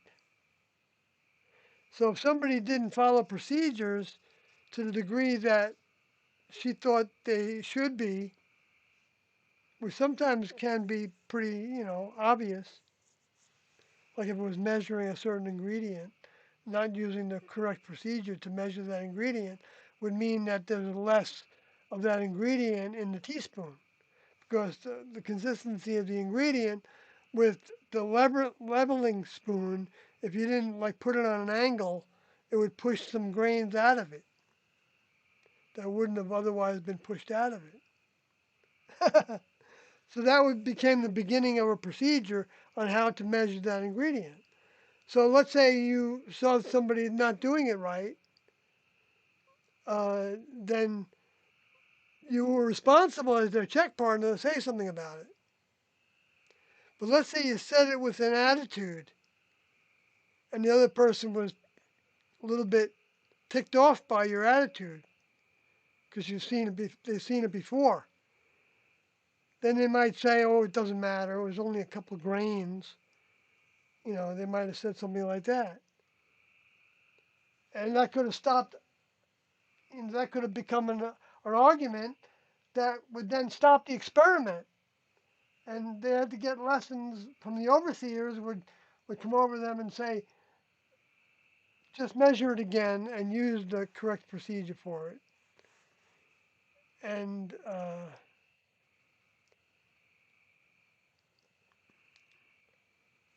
sometimes arguments between partners or even multiple partners would spur up, and somebody would get angry and leave the room. That wasn't dealing with the anger influence. It was thought of as an influence so that we don't see each other as the instigator of it. Because it's not a next level mind that would be angry with somebody else without a reason. Okay, it would be different if there was something that they were doing that was like if they were about to light something on fire in a windy day in a field. Uh, that would be something to be, if the person wasn't going to stop to get angry over, yes, that would be something to be rightfully angry about. I'm just saying that, you can think of these as, not saving on the Sabbath, not saving the lamb on the Sabbath, and that Jesus was accused of, and and how the religious were following the letter of the law, and they would let the person die.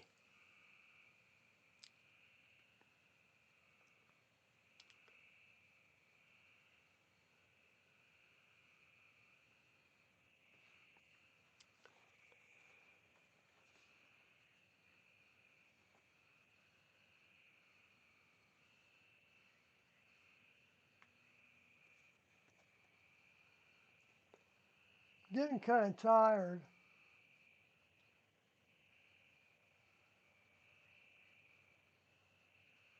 When you, so yes, I would say they lived with integrity, but it doesn't mean they said everything that came to their minds.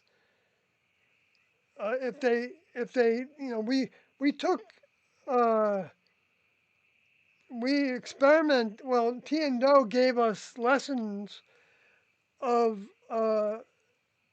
not using any words to communicate. So if you wanted to have spaghetti that night, because this happened early on when we were living in tents, you would hold up the spaghetti, because if you were in a new tent with a new partner for that night, you didn't know what they liked, and we didn't know what you didn't know what was in the pantry in their little box of food, because Tiendo gave us money to go buy food for ourselves in the very beginning when we were in Wyoming and northern Colorado, mostly in Wyoming though. And then it became the supply planners, and then a regular menu that somebody else, the Tiendo, helped come up with. But before that, the way that you would communicate for that period of time that wasn't very long, of a couple of weeks maybe, or maybe it was just days, to where you would hold it up in the air and say, when it was time to eat, uh, uh, you know, pasta, you wouldn't say anything. Just hold it up. And the person knew that you were preparing food, and so they would say, well, they would give you some indication that maybe something else. And then if you had rice, which everybody was encouraged to have some staples, and then you would hold the rice up. And now if the person was not agreeable with anything, that's a problem. How are you going to work through that? But probably most people were agreeable enough on those items because they were staples, you know. So most people weren't, because T&O before they started that, they asked people to send them a note if they were allergic to certain things,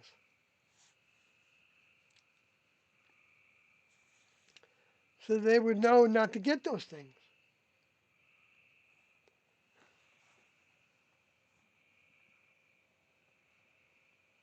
So so sometimes a classmate would ask somebody or go through the motions of saying, uh, "Do you think this is right to do?"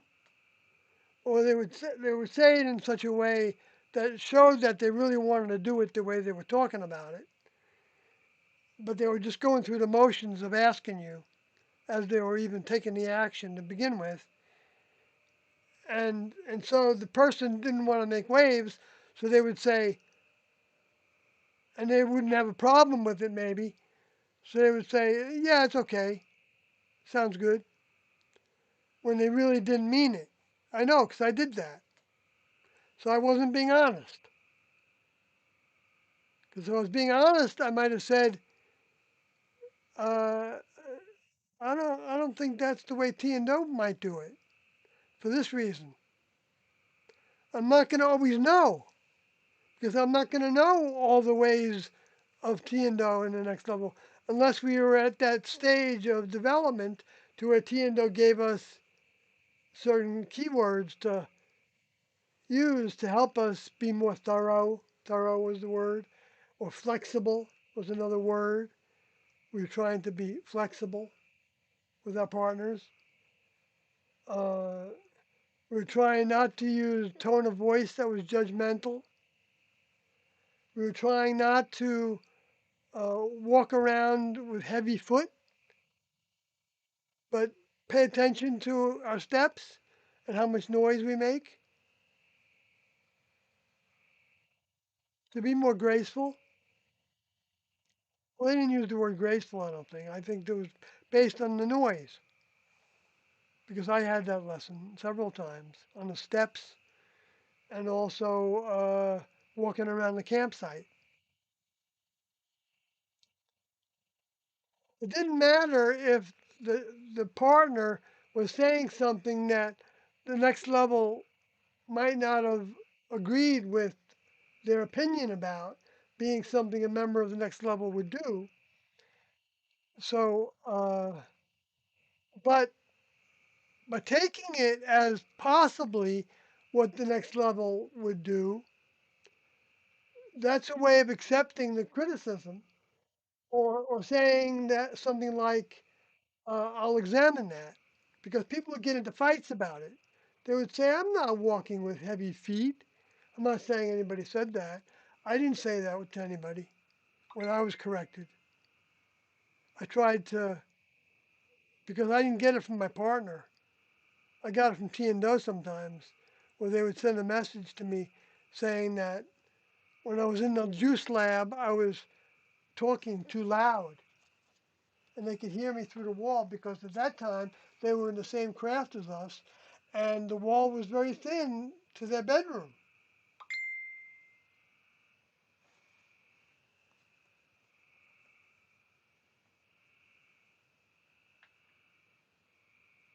29 minutes away.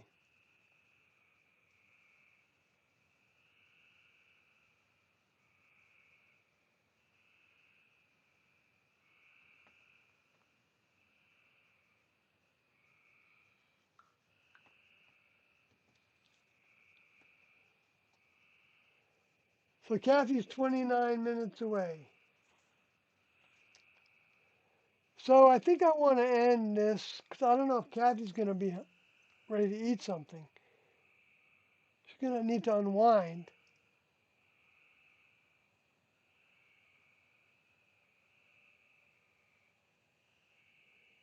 Joseph Coach says, did you hear about Doe's son who disagreed with his life choices?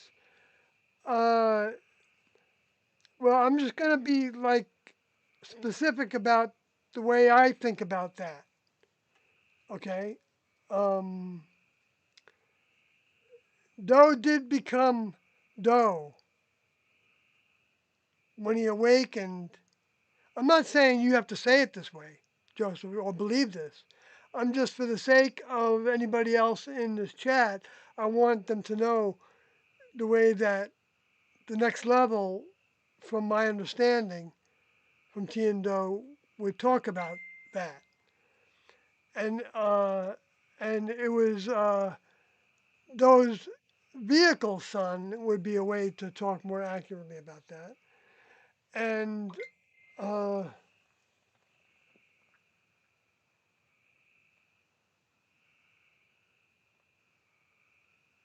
oh, 339 a gallon.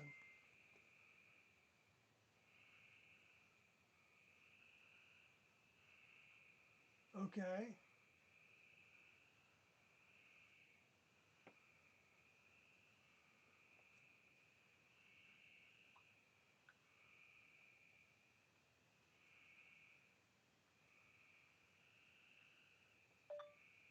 Good to keep you awake too, right, baby?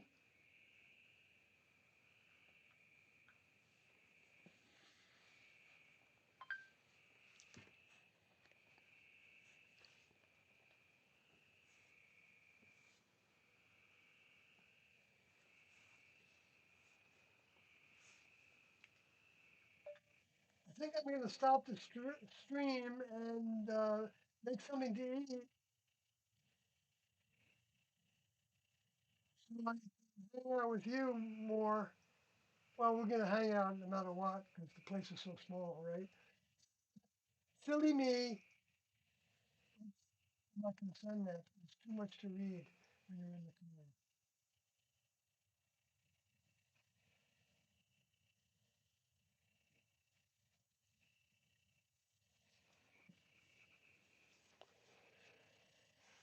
All right. So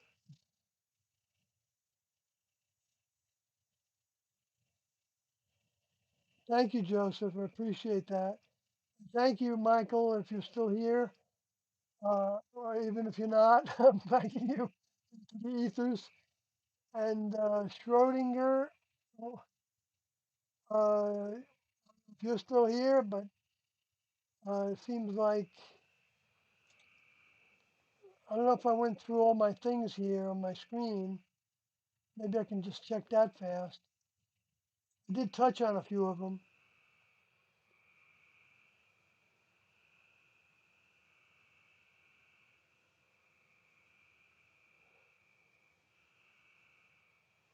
Yeah, about T and O, about exiting, which they talked about in that tape, that they were anticipating uh, um, uh, exiting with our bodies. And even at the end, they talked about how they would prefer to board a spacecraft with their human body. They were willing to leave by whatever method. And that's hard to, and that's hard to wrap your head around. And it's meant to be that way because we need our bodies and they learned their lessons. They went through a rigorous program, even if they didn't uh, do it for as long as others. They were of mind and body, sane mind and body, and making those choices. And the next level was overseeing that. That's the way I believe. I don't have any reason to believe otherwise because I was there. I know the way they were feeling about it because I still feel that way about it. I just don't. I'm not ready to leave.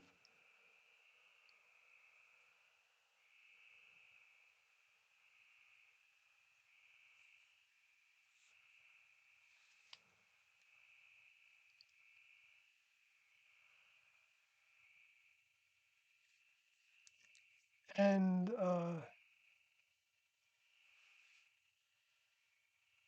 so that's all there has to be a reason for not leaving.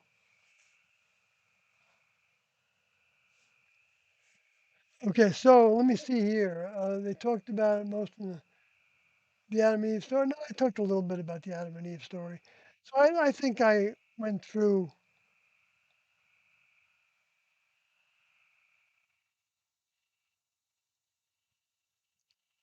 enough of what I wrote down and tried to cover a bunch of things. I'll see if there's any last minute things here.